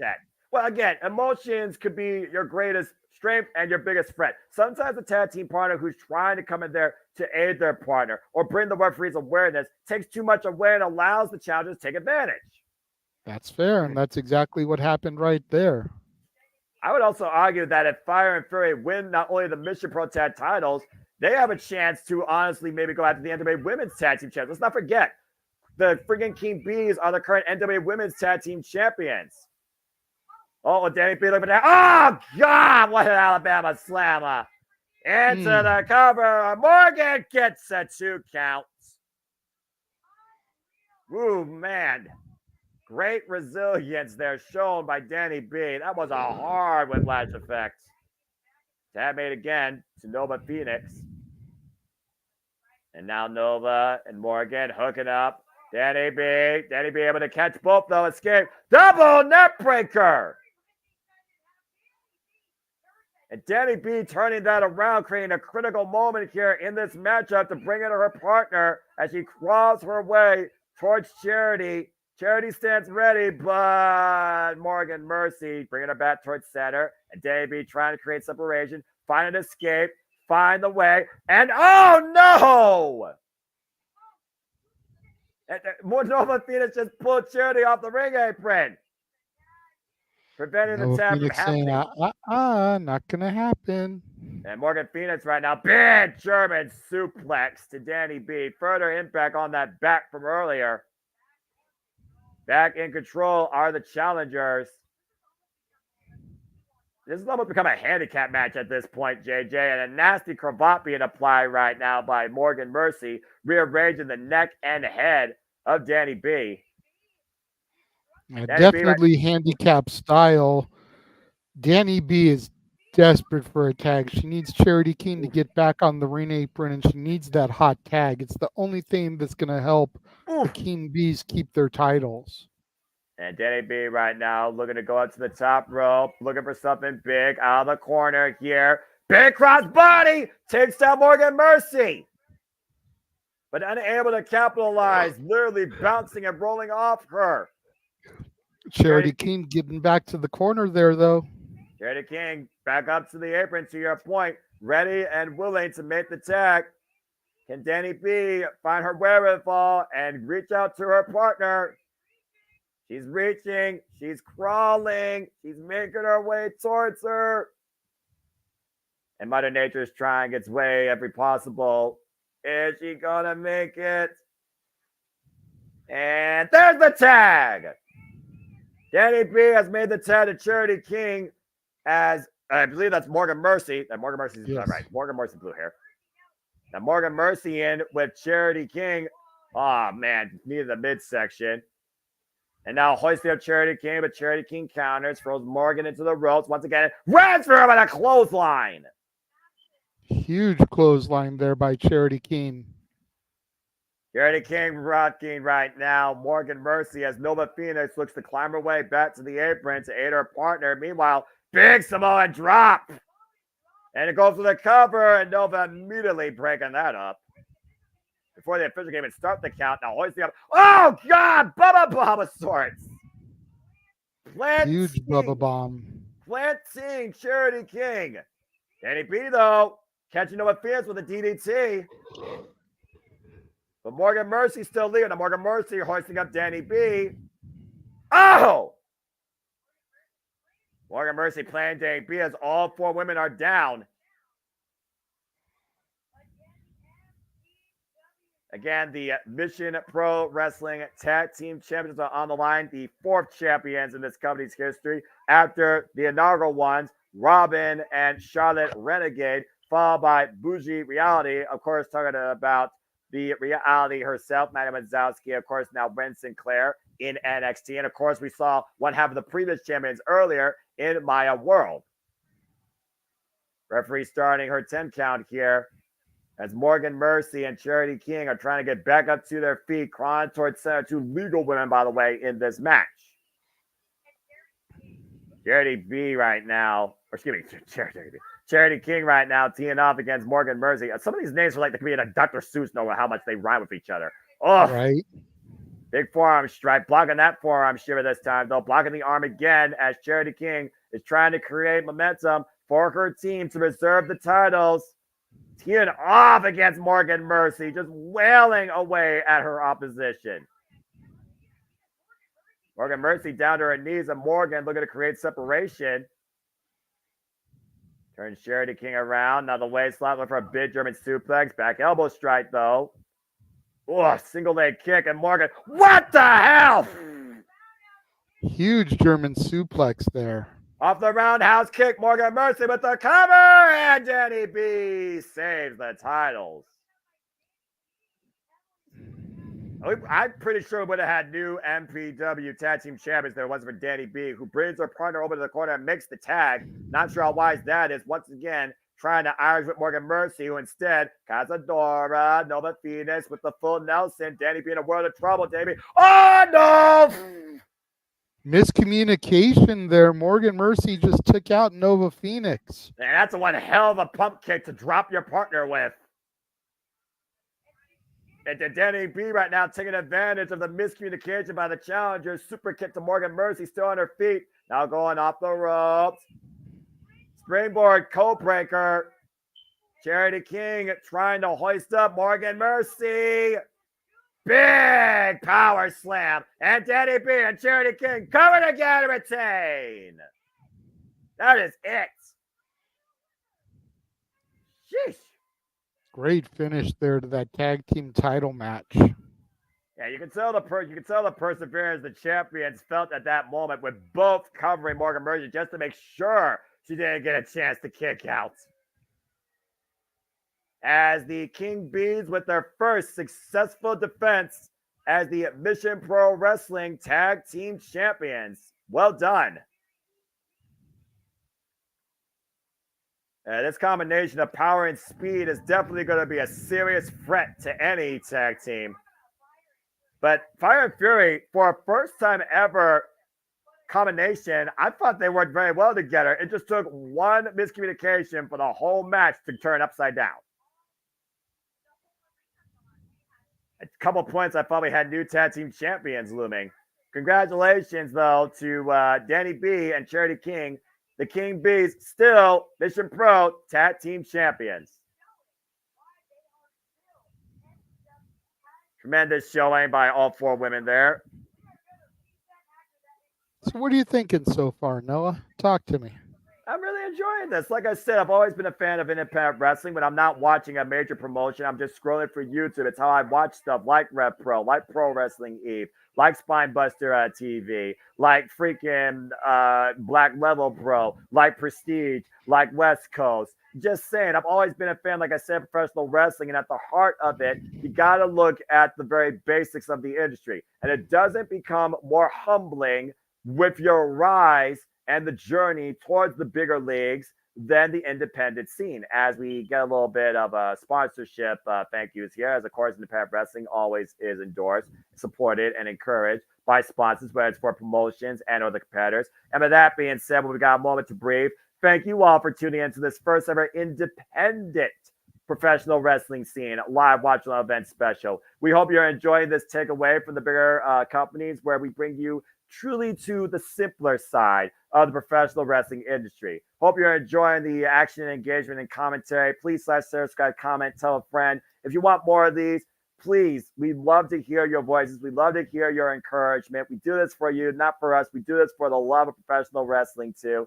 And thank you to everybody that's watching across all active outlets here at the Multiverse of Media. Still to come tonight, of course, we still have the Hybrid Women's Championship involved. We still have the MPW Women's Championship involved, of course, in our main event. And if you want to find out how we got to this point, go check out Mission Pro Mania, courtesy of Mission Pro Wrestling, that happened back in April. Now fully available on Title Match Network, where, to your point, JJ, it was Izzy Moreno that won the Mission Pro Cup in their own version of a Stadium Stampede match, making sure this goofball couldn't get up for the count of 10 in a brilliant way. And again, folks, we hope that you are enjoying this. Please stay tuned after this event concludes, that we will be back later for the weekly Saturday Night Shenanigans that are Open Mic Night with a debuting new panelist in my ATW brethren, the KING King A-Train. And I'm sure there's going to be a lot to talk about and have another fun, probably chaotic conversation as we continue our enjoyous watch along here for Mission Pro Wrestling. And you hear Walker Student, by the way, who's the voice of New Japan Pro Wrestling, who's also been a voice for, of course, Mission Pro Wrestling, alongside Emily Mai or Beta Scott, as we're looking back at what got Izzy Moreno to this point.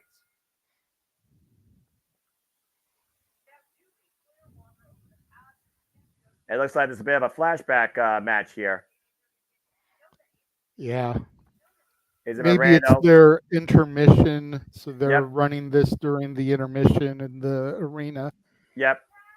And you see Izzy Moreno was, of course, dressed for combat, dressed for a street fight, donning the colors of ECW in that top, the purple and the red. And you see that little girl I was pointing out earlier, the fan there.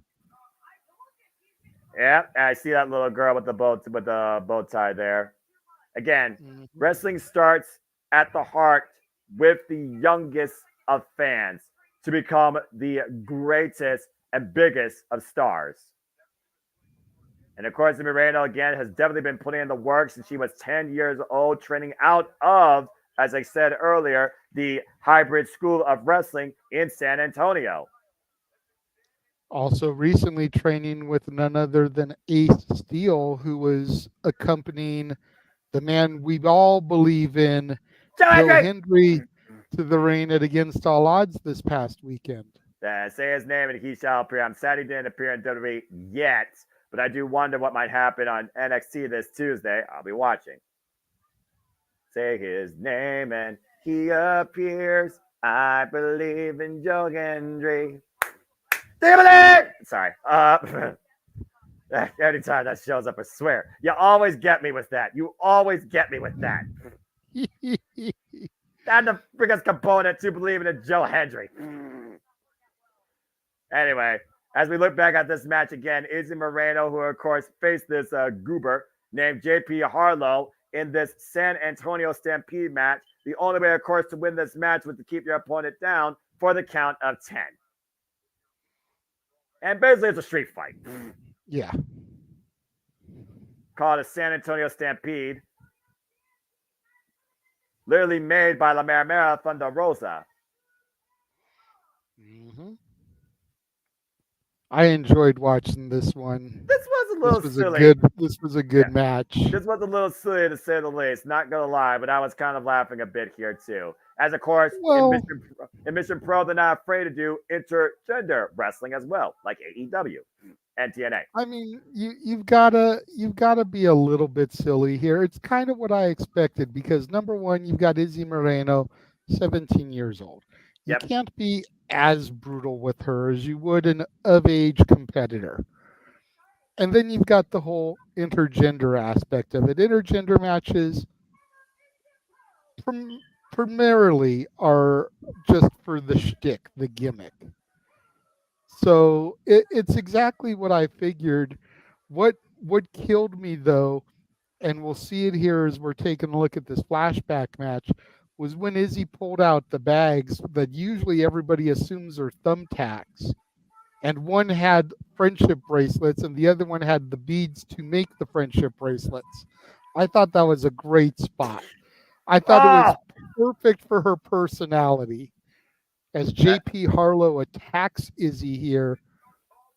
And completely uncalled for pre-match assault by JP Harlow, who basically become the hitman from one La Mera Mera Thunder Rosa, putting Izzy Moreno through hard times like she had hard times recovering her spine since she vacated the AEW Women's World Championship last year in August in Cleveland, Ohio.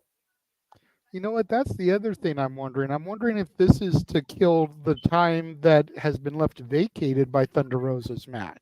Oh, there's no doubt in my mind that's exactly what it's about. Because again, Diana Purrazzo will face La Mera Mera, Thunder Rosa. Of course, this is being in the past. We can talk a little bit about this, but again, people kind of know where we are coming from with this match because, again, we saw what happened. But people right now may not know what's happening, but again, people might know what's happening. For anybody that is watching this for the first time, they haven't seen how Izzy Moreno got the Mission Pro Cup. Exactly. So while we do have a little bit of flexibility to your point, we don't want to take away too much here. But no, it's all history though that goes with each other. Thunder Rosa, JP Harlow was the only person that ever Thunder Rosa, but she was rearranging her spine back in place this entire time as he catches Izzy Moreno, JP Harlow, by the way, with a football background, folks, out of the corner, now up in the fireman's carry on the shoulders with some big here, and the elbow stretch to Izzy, though, able to find a way to the apron to escape. Big shoulder block here by JP Harlow, while Izzy Moreno, of course, has been involved in Mission Pro since August 12th, had her first match with Jasmine Allure, and I need a little cowbell in my life. How fitting we're in Texas. The thumb to the eye by JP Harlow.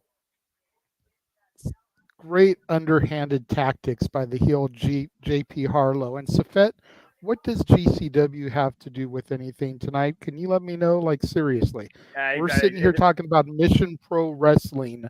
Well, and to a certain extent, AEW, because La Mera Mera, who's supposed to be performing tonight for MPW, has a match on Collision. What does GCW have to do with anything? Please keep it on track, bro. I think he's just talking about another independent promotion. I was naming a ton of independent promotions earlier, and arguably that's one of the independent promotions. Oh, man, and JP Harlow just rung Izzy's bell, quite literally with that cowbell. You can ring my bell, ring my bell. JP Harlow and then the stomp to the face with the cowboy boots. Preventing that submission that Izzy was going for on his left arm, trying to get feeling back in it. And now Izzy Moreno set up in the corner. The Irish whip, hard Irish whip into the opposite turnbuckles.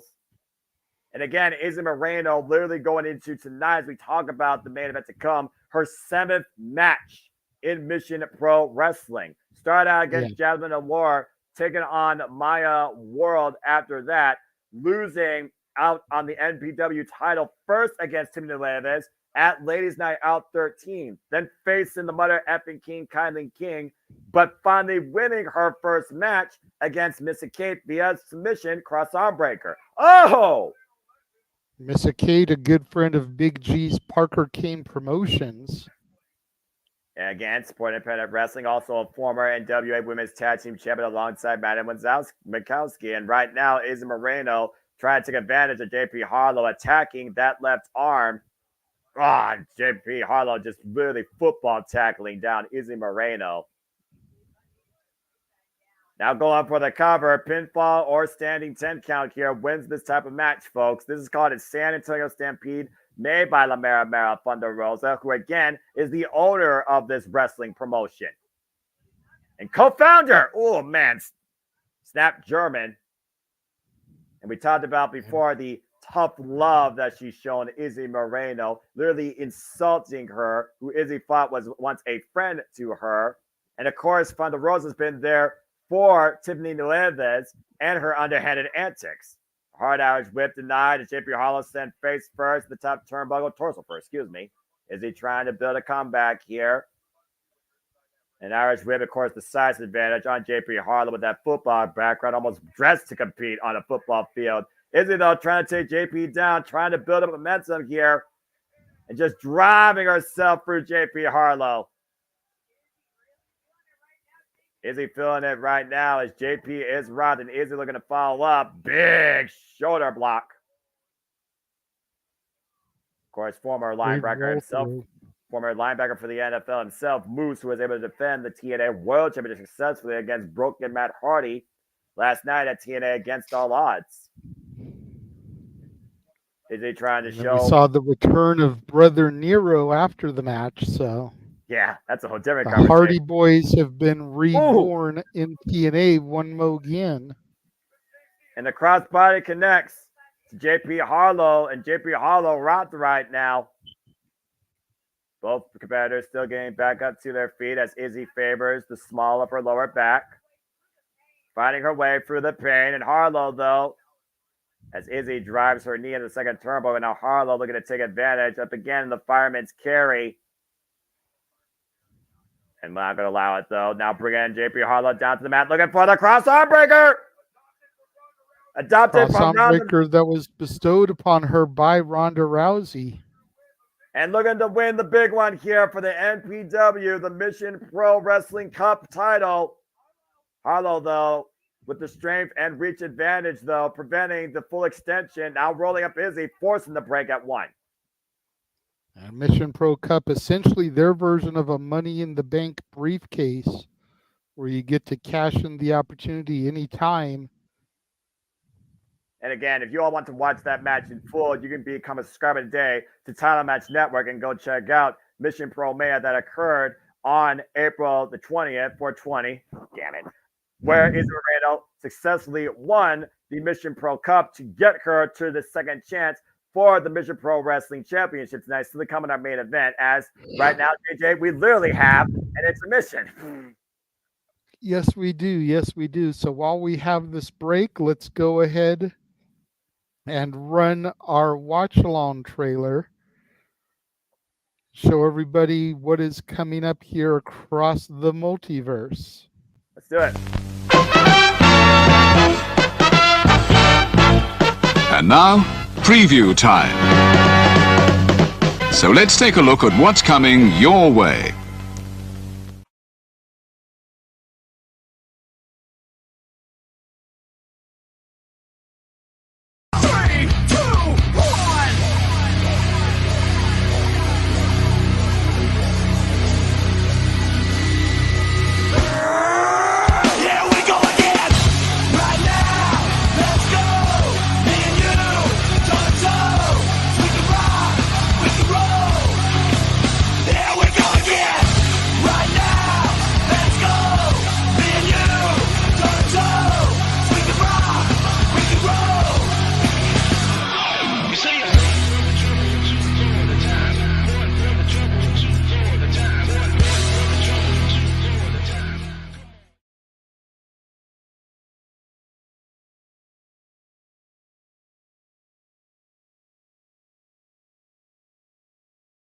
And of course, as I always, in case you don't know by now, what I like to always post trailer show and tell you, it truly is here, all the wrestling, all the wrestling, all the wrestling, all the wrestling, all the wrestling, all the wrestling, all the wrestling, all the professional wrestling. Damn it, with more to be added, because TNA announced Emergence and Victory Road.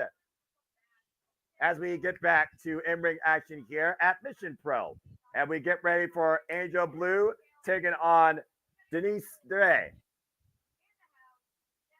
Angel Blue, of course, very well known, 16 years of wrestling experience, nicknamed the Mega Star.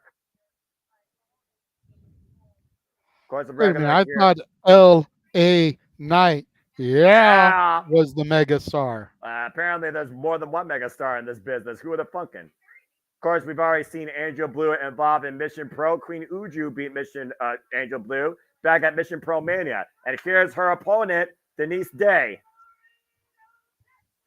Straight out of the Laredo, Texas area.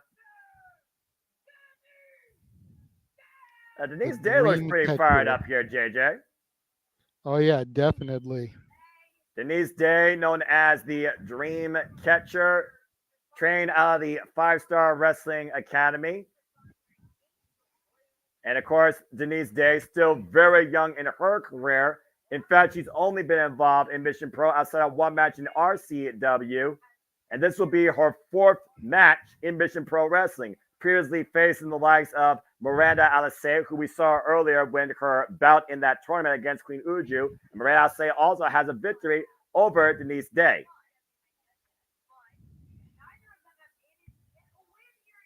The fact of the matter is, though, while one has far more wrestling experience in general, neither individual has yet to get a win in Mission Pro. So both are looking for a first.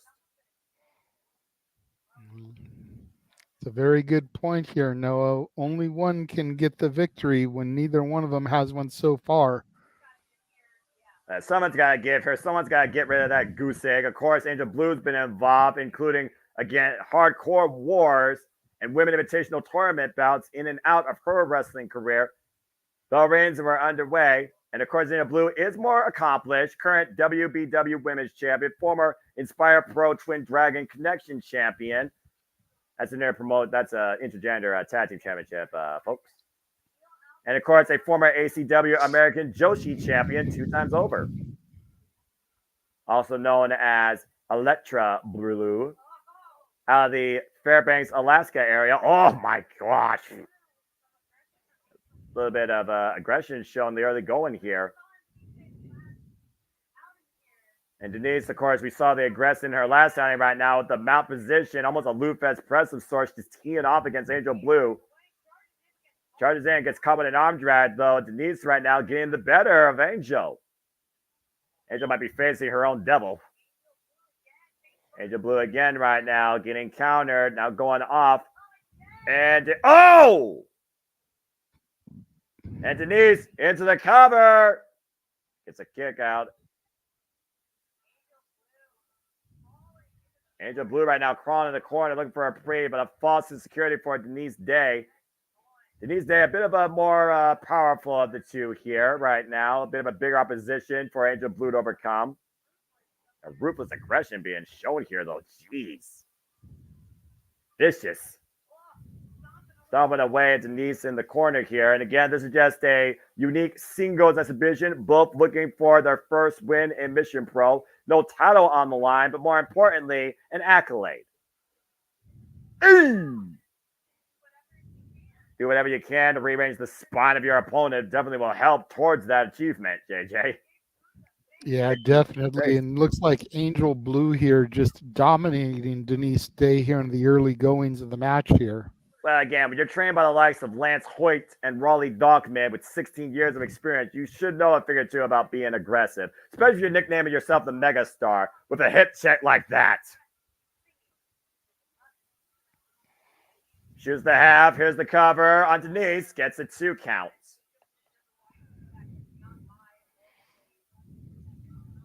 Then right now, Angel Blue just literally in firm control of her opponent. Finishers include the Deja Blue and the running net breaker.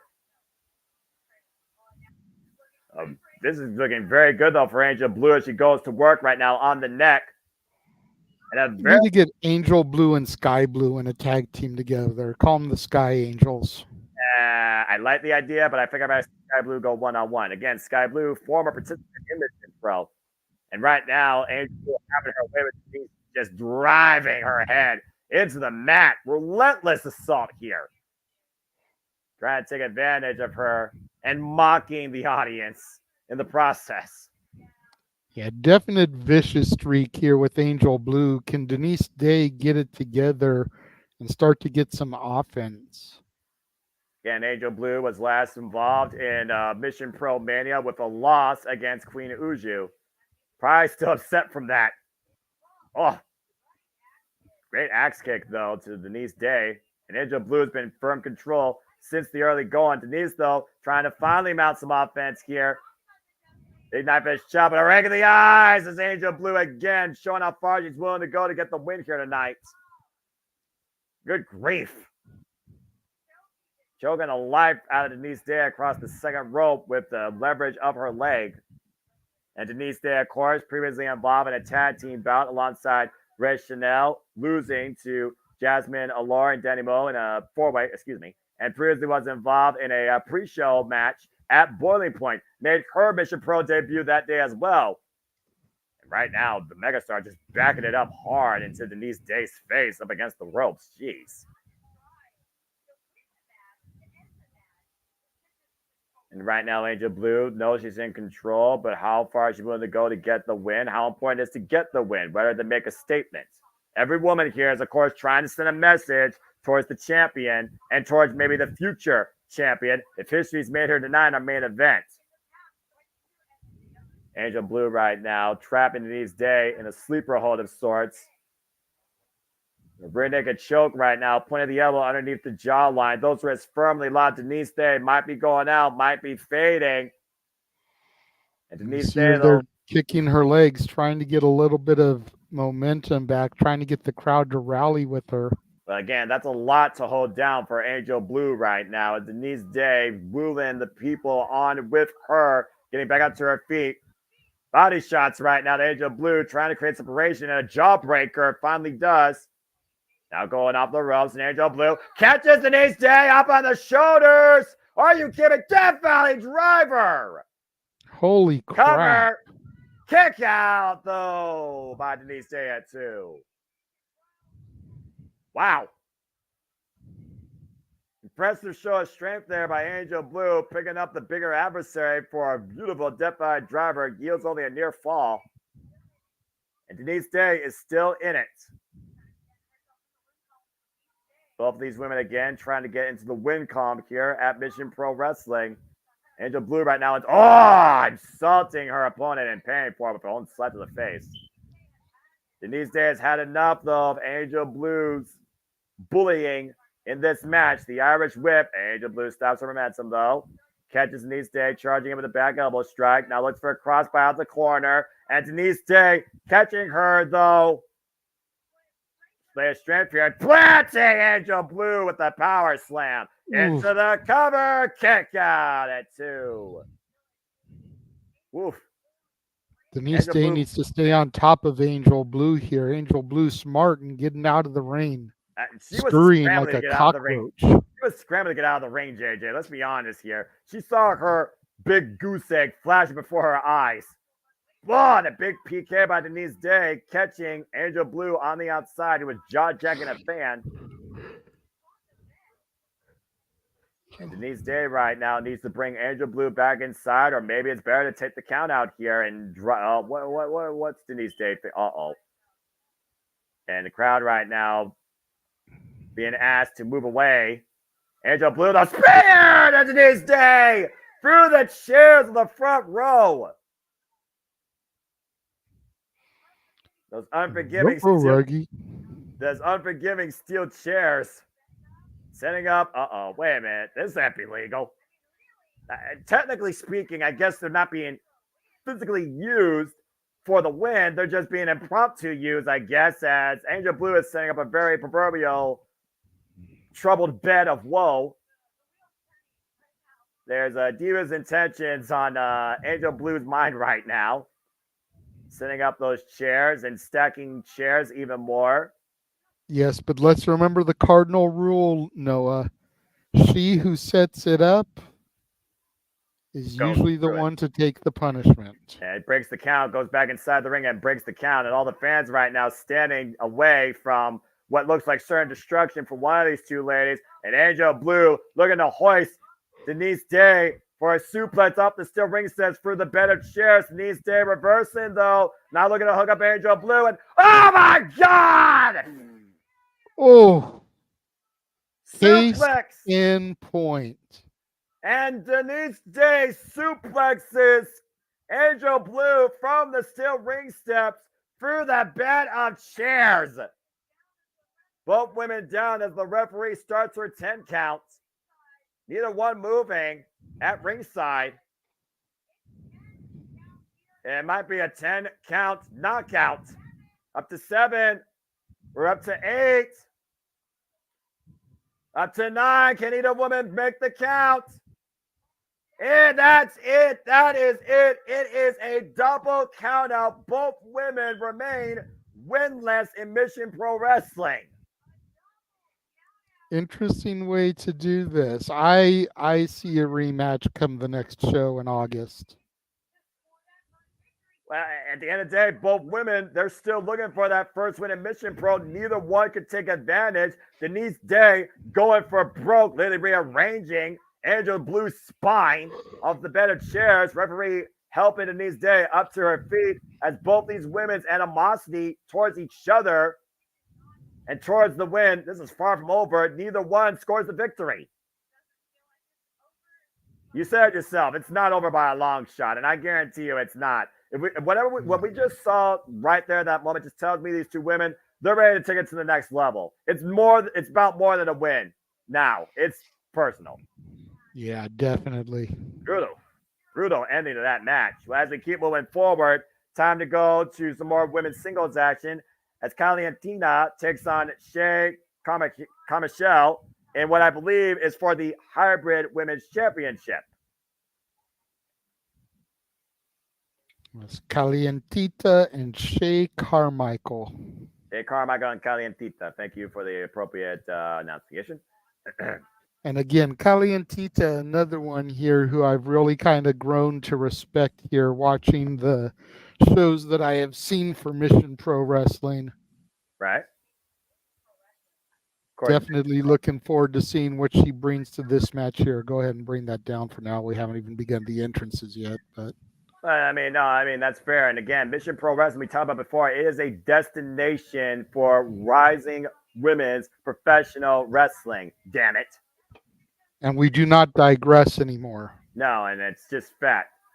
And you see right now the ring announcer being very cautious, please and thank you, trying to get back in the ring to announce the next match. Maybe there's a giveaway or something. That was brutal. Dadgum. I hope Angel Blue's back's okay. Yeesh.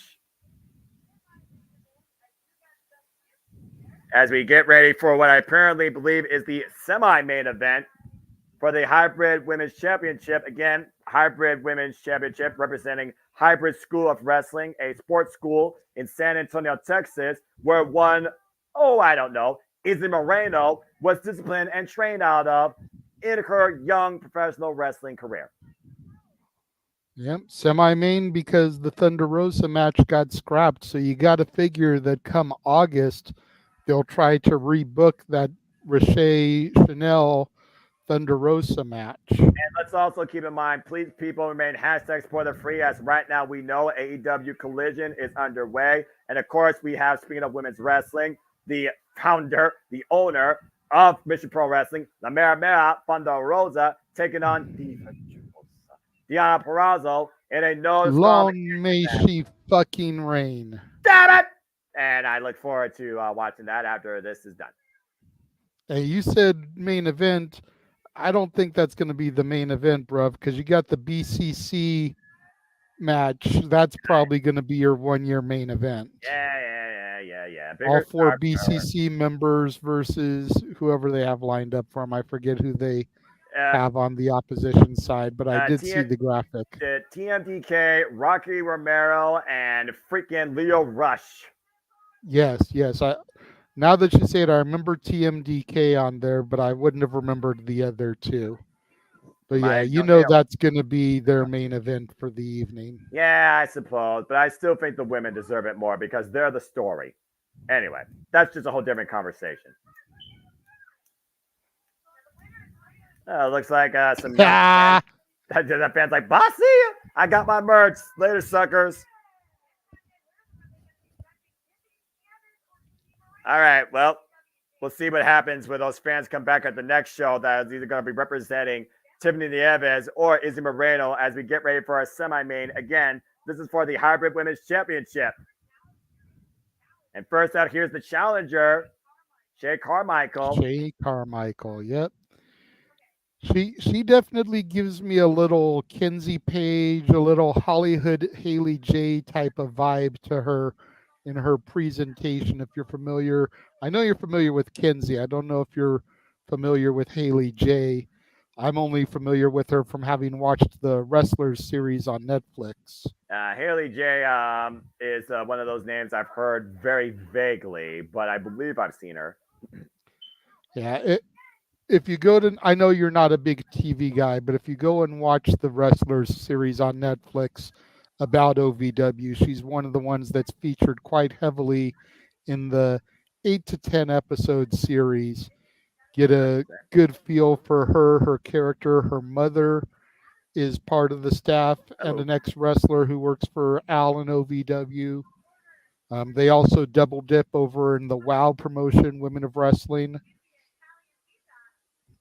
As we get Calientita now coming to the ring, the hybrid champion. The current hybrid women's champion, and Shay Carmichael is again somebody that's, making her way, putting in the work, but has quite a challenge put in front of her in the far more experienced Calientita, again, literally representing the hybrid school of wrestling known as the Spiciest Chica. Comes in with a running corner stomps and a swinging net breaker as her finisher. And definitely hot and spicy. I'm not used to seeing her work as a heel. I'm not sure where this is coming from. I don't remember seeing her work as a heel in the other shows that I watched. More so of a tweener because she wasn't completely established. So maybe this heel persona is part of her hybrid character. From Dallas, Texas, America's sweetheart in the white and pink and sparkle, Shay Carmichael. And to your point, I've also said before, I'll say it again, championships can change people. This is fair. This is fair. I'm not sure exactly when she became the hybrid women's champion, as she didn't have it at Mission Pro Mania. So within the last couple of months, she's probably won this title. Yeah, Calientita probably became champion, for all we know, literally shortly after facing Maya World at Reality of Wrestling, and even more after that, London Dior at Mission Pro Mania. Maya World, Maya World. And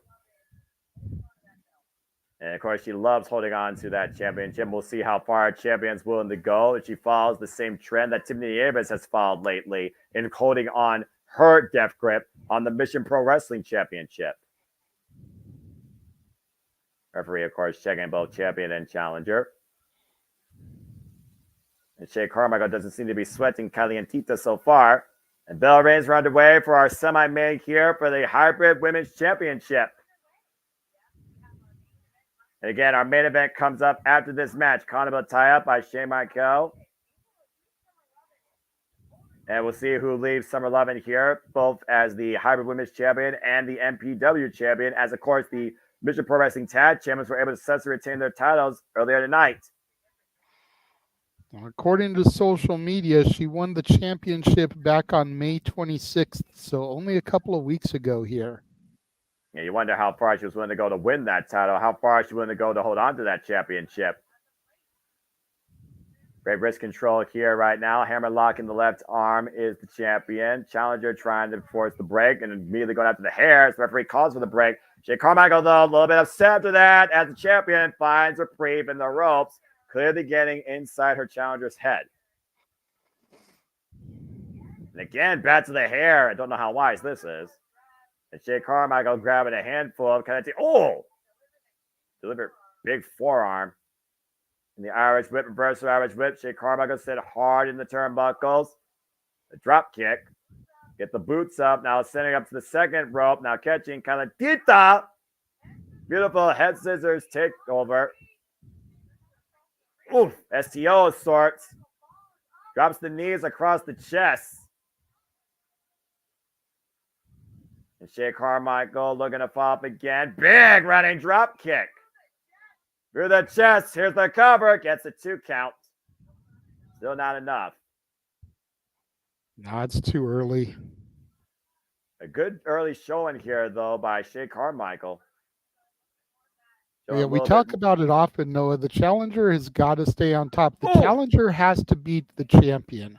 The champion does not have to beat the challenger. And a cover, too, it goes to how far a champion's willing to prove themselves, let alone preserve themselves, if not both. And a great Russian leg sweep follow-up there for the cover by Calientita.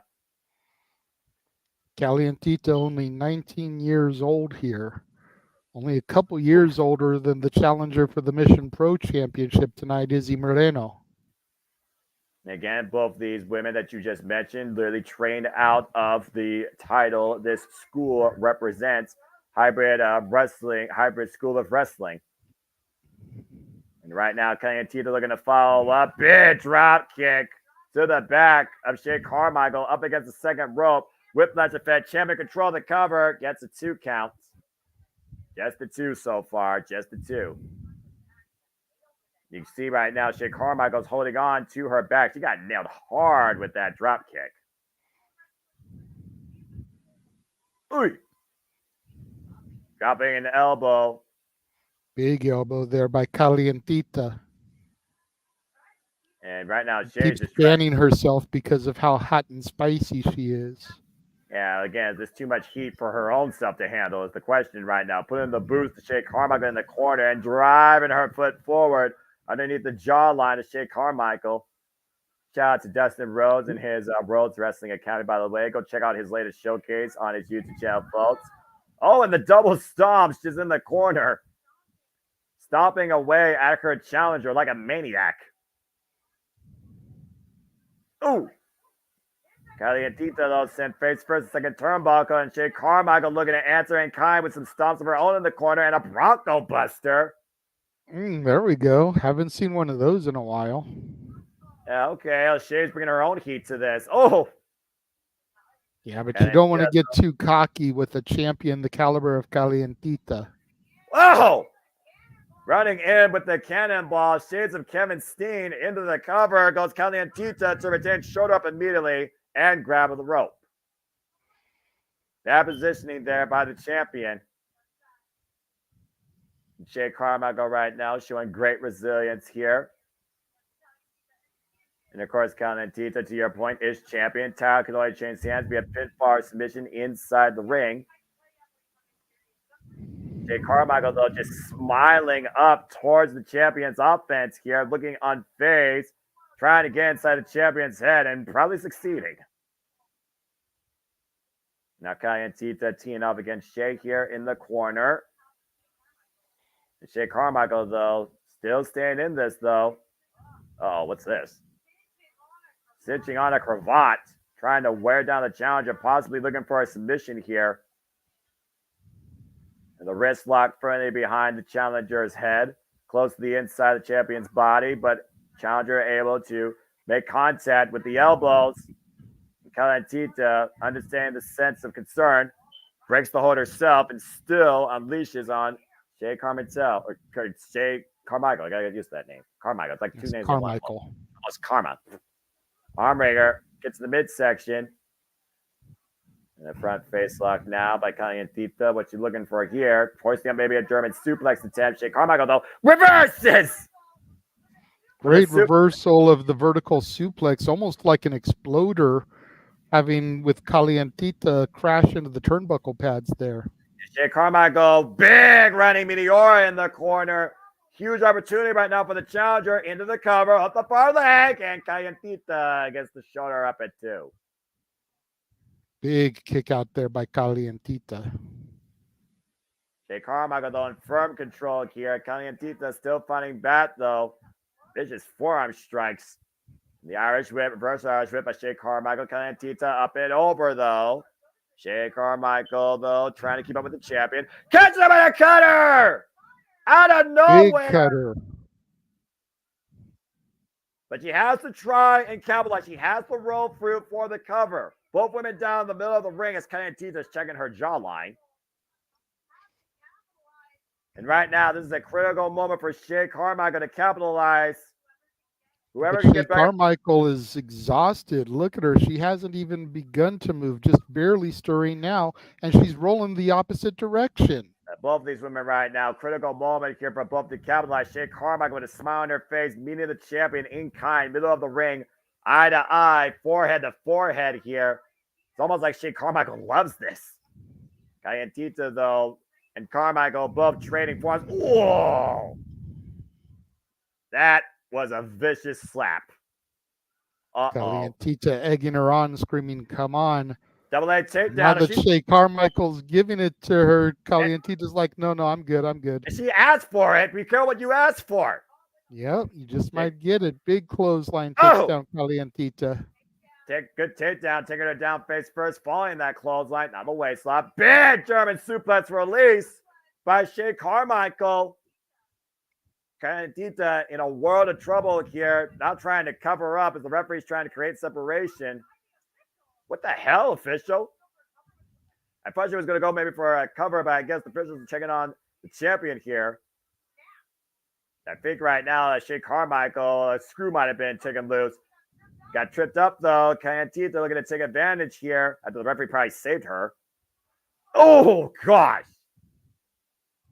Calientita going for the cover. Gets a 2 count. 2.9 off of that face breaker of sorts on the knee. Oh! Almost an eat defeat type of maneuver. And right now, again, this attitude getting the better of the champion. Challenger taking advantage. Group of fronts kick again. Mounting the champion. Cover. Kick out at 2 again by Calientita. We're split second away from possibly having a new hybrid women's champion here in our semi-main event here at Summer Lovin, represented by Mission Pro Wrestling. Going for the big net breaker. Calientita able to reverse, though.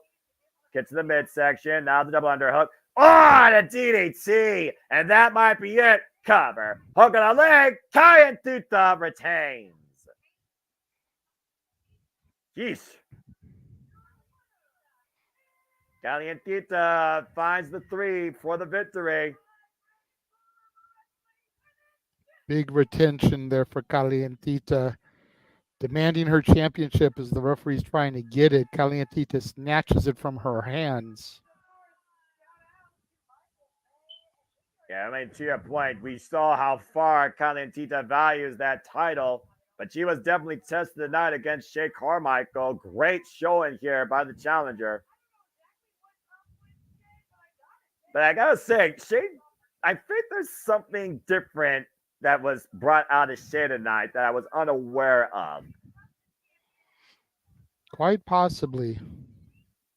Well, whatever is going on with Shea Carmichael, it brought her very close to her championship goal as we get ready for our semi-main, or excuse me, as we get ready for our main event here. And Shea Carmichael right now arguing with the referee. You gotta wonder if that moment that the referee created separation with the two, that might have cost Shea Carmichael in the end going. And Carmichael arguing with the, just threw a sign into a participant's face. Shea Carmichael might become a hot mess for all we know. Anyway, as we have a moment to breathe here before our main event, see if Izzy Moreno makes history as we get ready for the Mission Pro Wrestling Championship bout with La Princesa Tiffany Nieves taking on Izzy Moreno for the second time. Hope you all enjoying this very unique first time live watching event here for independent wrestling as we cover Mission Pro. The idea will be back momentarily, folks. Please like, subscribe, comment, tell a friend. If you want more of these, let us know. Your opinions, your voices matter the most. And if you want to dip into the conversation, Super Chat is it is truly as simple as that. And thank everybody that's tuned in. Daniel, Safety, Matt, of course, Daniel, and everybody that's watching along, whether you're chatting or not, or just hearing us, take you along the ride. As we get ready now to see if Izzy Moreno makes history, it's time for the main event as the current holder of the Mission Pro Wrestling Cup cashes in tonight to try and win the Mission Pro Wrestling Championship. It's the moment we've all been waiting for, Noah. Indeed, JJ. And we talked about the insulting comments by both the champion and, of course, Thunder Rosa and anybody else that's doubted young, bright, up-and-coming, dedicated, passionate Izzy Moreno. She's going to do whatever it takes to win her tonight, but I got to argue that Tiffany Nieves is going to probably do whatever it takes to win her tonight as well. So this is going to be a dog dragged-out fight. I expect nothing less. Tiffany Nieves always brings everything to a fight. The question is will Izzy retain some of that killer instinct that was first brought out of her by Kylan Keene and that she used when she won the cup from JP Harlow? or is she going to try to be the goody girl that everyone just assumes that she is? Well, I think one thing for sure, she is definitely prepared for this matchup. And you have to be prepared as much as possible for this. Yeah, and then what's going to happen come next show with the Mission Pro Cup? Again, we're going to have to crown a new champion as Izzy Moreno surrenders it here in order to challenge for the title. And here comes the champion, La Princesa Tiffany Nieves. To your point, Tiffany Nieves, by the way, who is literally going into her 11th defense, overcoming Lady Bird Moreau, Natalia Markova, Rache Chanel, Zoe Sky, Rache Chanel again, Christina Marie, beating Genocide, and of course, previously beating Izzy Moreno at Ladies Night Out 13 back in November 2023. Her most recent defense was back in River City Wrestling Con against Tiny Tanaya, and right now she's looking to once again make sure that nobody stops her run as she looks to be the record holder, reaching her 308th day, just literally 21 days shy of being the record set by Holiday and Genocide, the very woman she took the title from. Mm-hmm. And I love her slogan, get it, got it, bueno. Love her catchphrase. It's so good. And of course, she will truly make sure she does whatever it takes to get the win and make sure Izzy Moreno leaves defeated. Says that tonight nothing changes. We're about to find out. Let's get down to our introductions. This is our main event.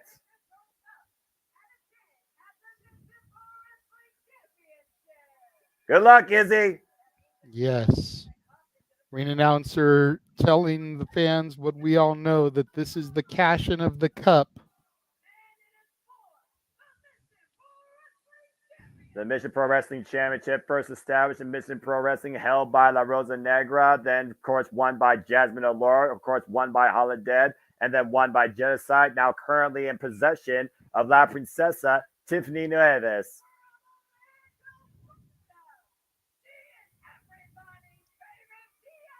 Everybody's favorite BFF, it's Izzy Moreno. Trained literally out of Hybrid School of Wrestling right in the Texas area and the Team Vision Dojo. For those that don't know, Izzy Moreno has a background in Jiu-Jitsu, which is fitting that she uses the cross arm breaker. Yep. And her opponent, your current reigning and defending Mission Pro champion, La Princesa Tiffany Nieves. She's defended this title actually 15 times. Longest reigning and defending Mission Pro Wrestling champion in her own right. La Princesa Tiffany Nieves, also a previous challenger for the Burke in NWA with a loss against Kenzie Page. I may not like Tiffany Nieves' tactics, but I can't argue the heart. Of course, being also a former cancer survivor, Tiffany Nieves is no stranger overcoming adversity in her own life, in and out of pro wrestling. I'm glad you pointed that out, because I was about to point it out. That's one of the things that really made me gain some respect from her, was when I learned she was a cancer survivor. Of course, endorsed by La Mera Mera, Thunder Rosa, arguably who would be in her corner tonight if she wasn't involved in taking care of business against the virtuosa Diana Perazzo. Of course, we know Tiffany Nieves won this title using it for Eat Defeat against Genocide. You wonder if she might apply a similar tactic against Izzy Moreno tonight. Here we go. Bell rings. Here we go.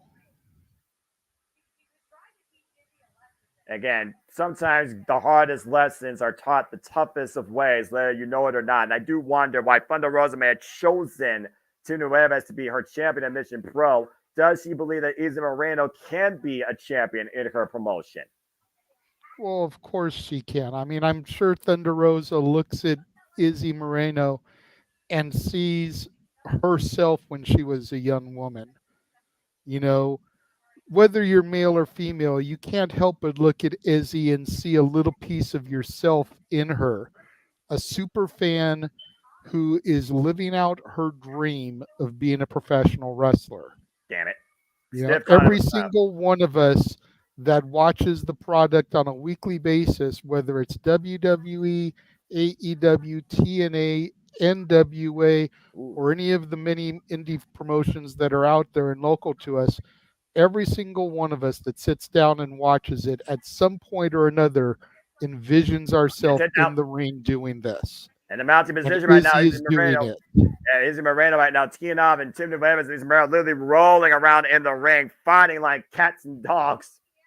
Tiffany Nieves right now on the back seat, and Izzy looking to follow it again, trying to catch her. Nice snap, Mayor. Looking to follow up. Runs in with a sliding elbow strike to the back of the head and neck, drops the elbow. Again, the confidence that Izzy has restored in herself since that loss last year. But miscue off that elbow strike, and Tiffany might take full advantage of that now, though. Looking for that double underhook, fired by suplex possibly. Meanwhile, transition by Izzy, bringing her down the mat. Might be looking for the arm breaker, and Tiffany finds a reprieve in the ropes momentarily. And throws Izzy to the outside in the process.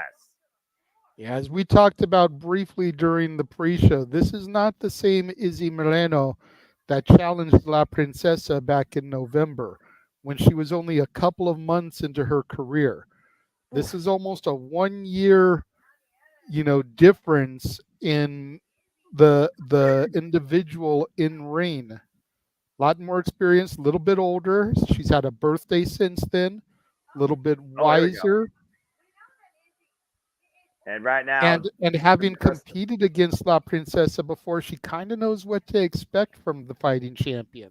And right now, she's not taking any of La Princesa's insults as the champion goes back inside to break the count and continue to punch on the outside while Izzy continues to try and fight back. And pushing Izzy back first into the apron. Of course, the champion can only change hands via pinfall submission inside the ring. And Tiffany Nieves is well aware of that, but Tiffany's out tonight to send a message. Now, hammerlocking the arm across the bottom rope, hyperextending the right arm, and continuing the punishment. Referee forcing the break. And Tiffany Nieves, of course, has shown what it takes to be a champion and what it means for her to be the champion. Since beating Emmy Camacho back in June last year, 2023, for number one contendership to get to Genocide at Boiling Point, where Tiffany Nieves arrived and became champion. Izzy Moreno debuted and has only risen up since then. Quickly put on the brakes right now on Izzy Moreno, who's down the outside. Izzy again, who started as the young fan of one Davina Rose, a.k.a. Bailey. Of course, became her own form of podcaster, interviewer, now in-ring competitor. And we saw Bailey able to successfully defend her championship earlier today against Piper Niven. Can Izzy Moreno be like her idol, her role model, if you will, and become champion here tonight? That's what the whole world is waiting to see. And, of course, no respect shown to the referee by the champion here, with a bit of admonishment for using closed fists.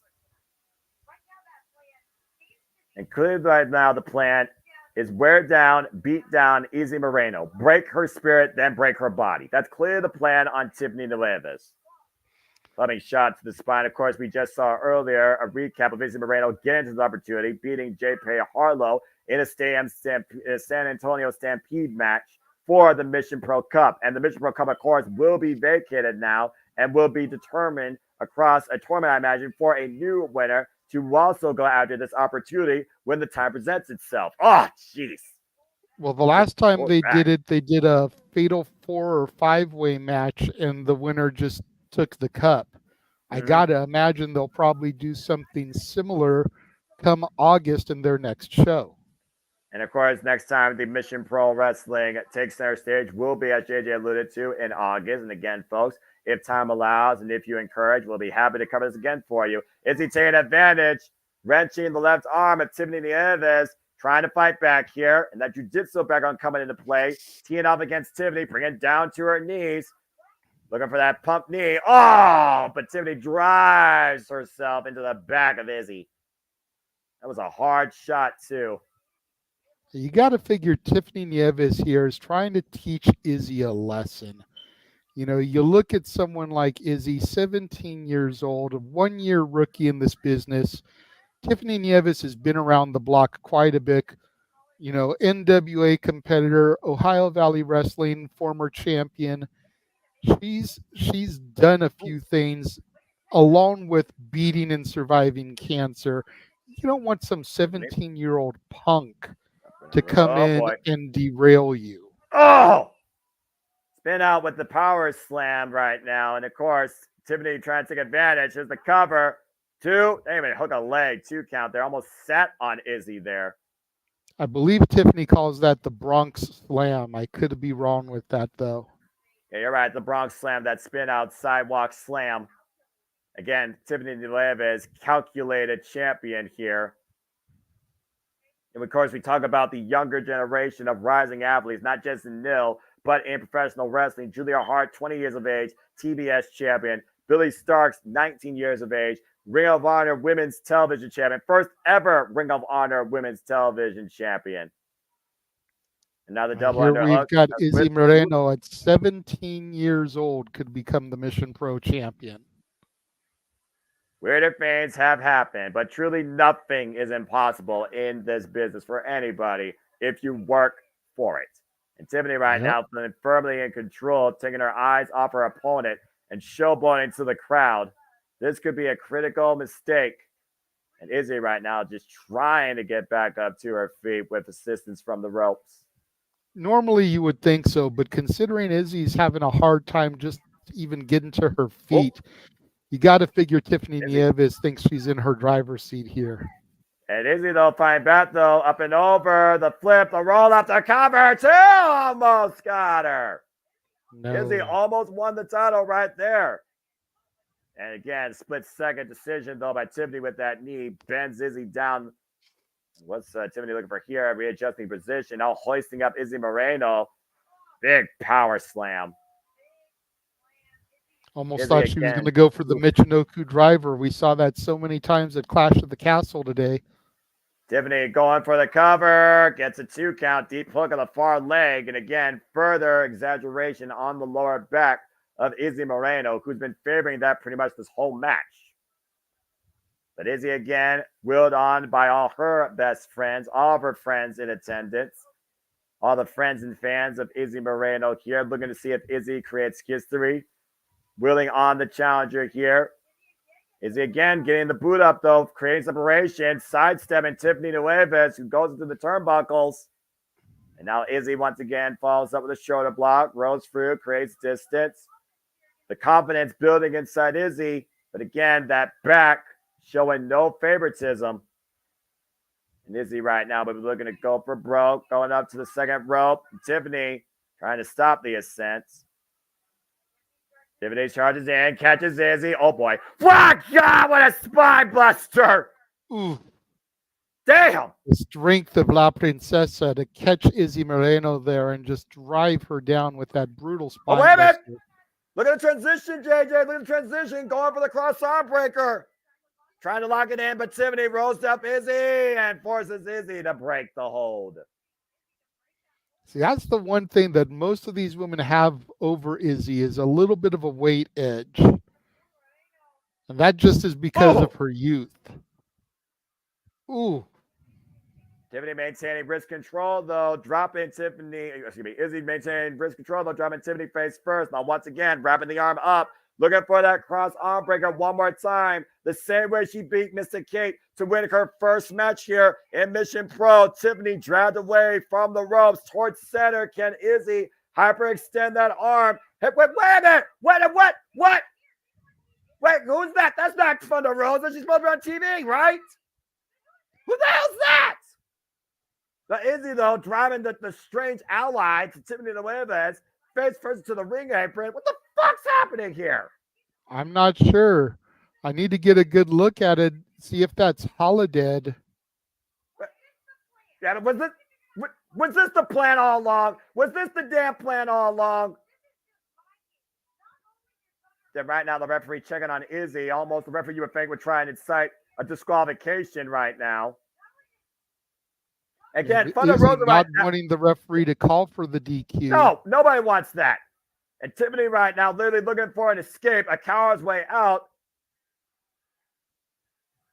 And the audience is saying no as well. This crowd right now is apoplectic, as well as Izzy at this point. Referee right now with a critical decision to make. And the ring announce. Oh, it's their general manager, CT, the Mic Slayer.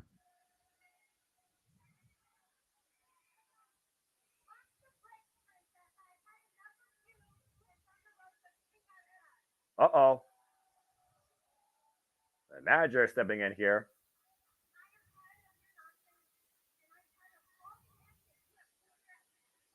Yeah, disgracing the championship. Yeah, antics is a polite word.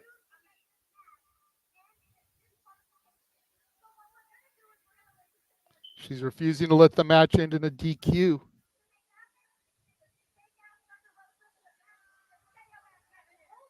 Well, this whole thing, this whole charade, being eliminated by the general manager, fake ass Thunder Rosa to the back. Yes! Match is restarting.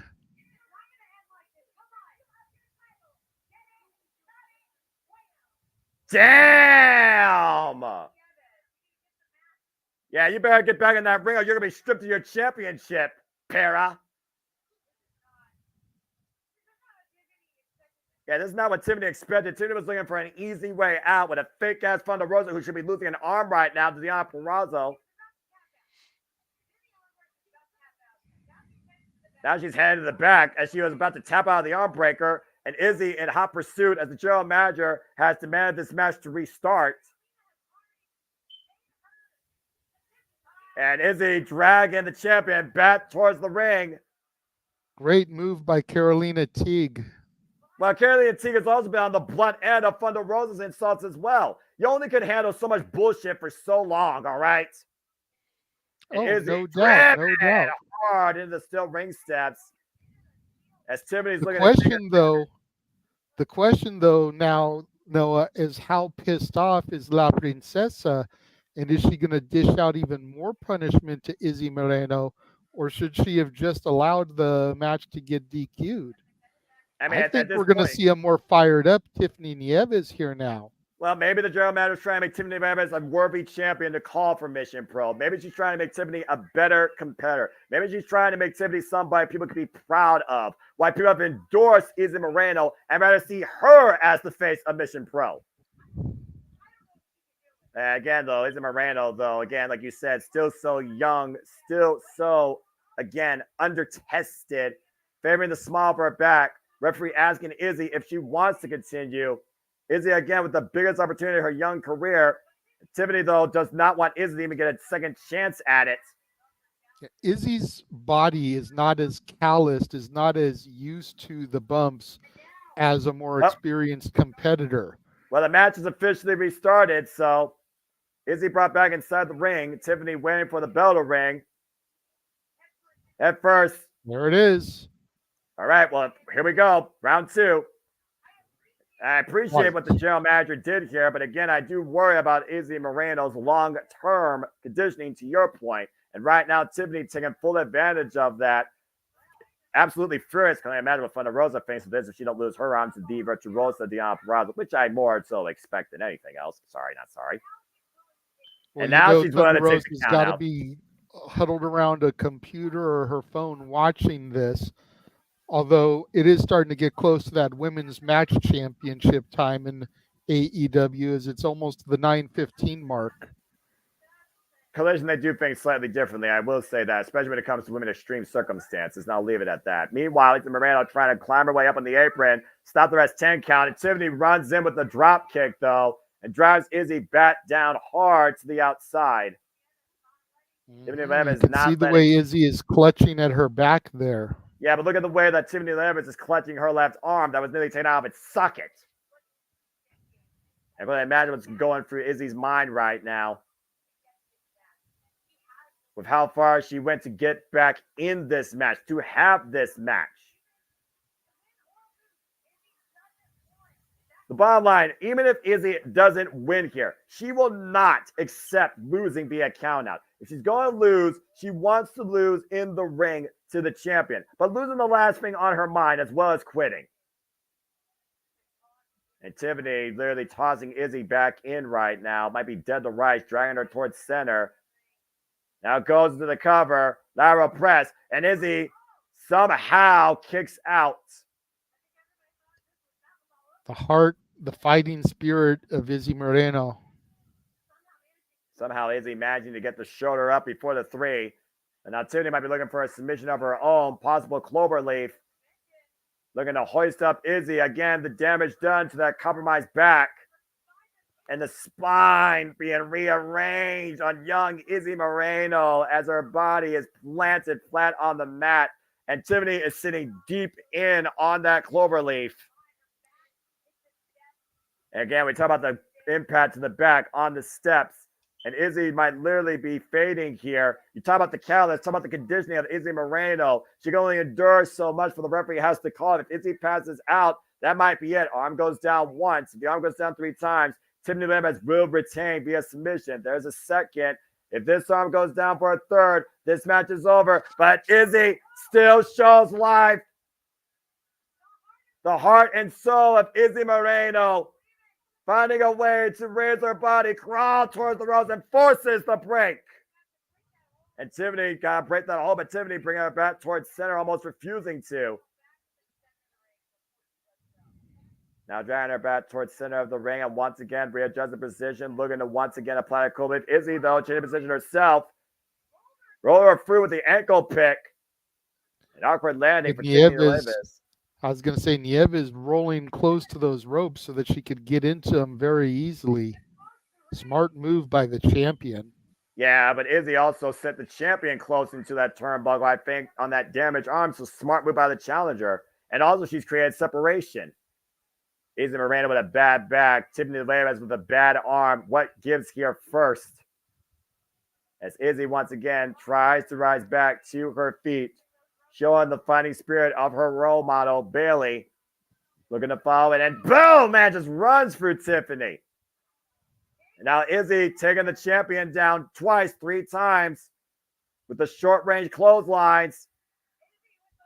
Izzy with the fire in her heart coming out tonight with the will of the crowd and all her best friends there. And Moreno right now jumping elbow shot after the shoulder tackle. Sends Nieves back towards center of the ring, still favoring the small of the bat, though. And what's Izzy thinking here? Big risk for possible highest reward or greatest downfall. Going to the highest of heights here tonight. Up to the top turnbuckle pad, looking to lay it on the line. Big crossbody, high angle connects. And Izzy with the cover. Hook the leg kick out by Tiffany Nieves at 2. And Izzy can't believe it. She's trying to figure out what it's going to take to get the victory and become champion here. Now you Tiffany, can see her. Now Tiffany looking to capitalize here, though. But Izzy Moreno, though, remaining still determined. Looking for a back slap, but the back immediately gave out. Mm-hmm. Again, that back still injured now. And the arm, though, injured by Tiffany, who was looking probably for a pedigree. Again, keep in mind, she was in the armbar, about to tap out. Backstabber by Izzy Moreno, the Tiffany Nieves, though.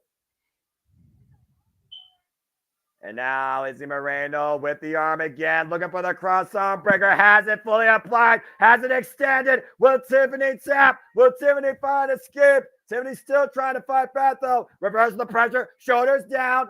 Tiffany unable to relinquish Izzy's hold, though. Izzy kicking back the right arm, trying to hyperextend that left arm. It's out straight. Will Tiffany tap? Oh, that's it! That's it! That's it! I don't believe it! Izzy Moreno has done it! Unbelievable! Izzy Moreno is the new Meacham Pro Wrestling Champion. Izzy has done it. She overcame the odds. She overcame herself. She overcame her own self-doubt and all the possible controversy. Even the champions planned to get the match thrown out. Tears in her eyes as Izzy Moreno has ended the reign of Tiffany Nieves and is now the 5th Mission Pro Wrestling, sixth Mission Pro Wrestling champion. And now she is holding that prestigious title. Her first championship in her young wrestling career. Not even a year veteran in the business, Noah, and she is the champion of Mission Pro Wrestling. If you dream big, you can achieve anything. She followed the role model's example. She went on her own journey. And Tiffany Nieves has learned what Izzy Moreno truly is. And you can now call Izzy Moreno a champion. Incredible. Now Izzy Moreno steps into those boots, that pressure zone of holding a company's premier title. What a moment for this young, bright, up-and-coming star. Yeah, absolutely. And not to downplay, but winning a championship is easy. Retaining a championship is when it becomes difficult. And there's that little girl. She almost fell. Someone help her. Please don't let her fall. Well, she has leg braces on. That's part of the issue. Yeah. She has leg braces. That's a moment right there. Tell me that doesn't scream a picture over a decade in the making with a young fan followed a role model. Now Izzy Moreno is a role model for even a younger fan to follow. She did it. Izzy Moreno did it. The smallest BFFs come in all sizes, all ages. As Izzy Moreno is welcoming all the BFFs to celebrate this moment for her inside the ring. What a moment for Izzy Moreno and for Mission Pro Wrestling. I couldn't be happier. Everybody congratulating our new Mission Pro Wrestling champion. What a way to close out Summer Lovin'. Nothing but loving in the air tonight. On behalf of the Renegade, JJ Williams, I am the Seminole Fox, and we thank you for tuning into this first ever, hopefully not the last time ever, coverage of Mission Pro Wrestling. Thank you for tuning in to this Talent Match Network exclusive. Izzy Moreno has done it.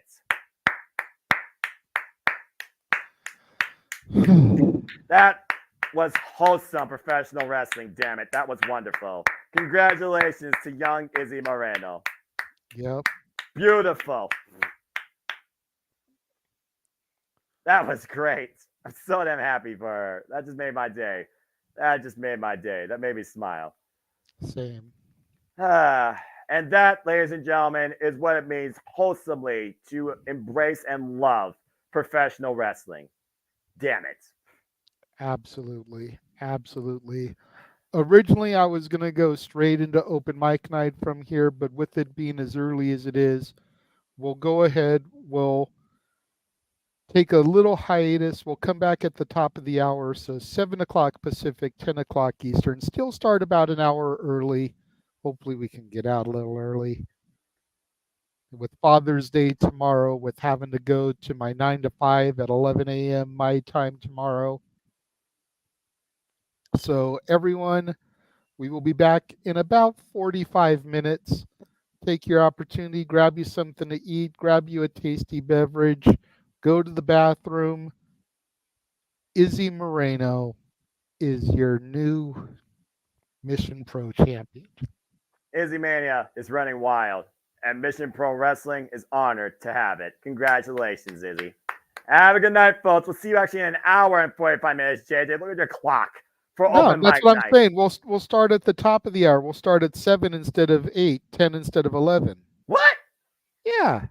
You're crazy. Hey, I figure if we start an hour earlier, we may get done an hour earlier, sir. All right, fudge it. I'm game. We'll see you all shortly. See y'all at the top of the hour. The Jeff Meacham Network's Multiverse of Media. for over 15 years, the recognized symbol of excellence and the standard bearer in coverage of sports and entertainment.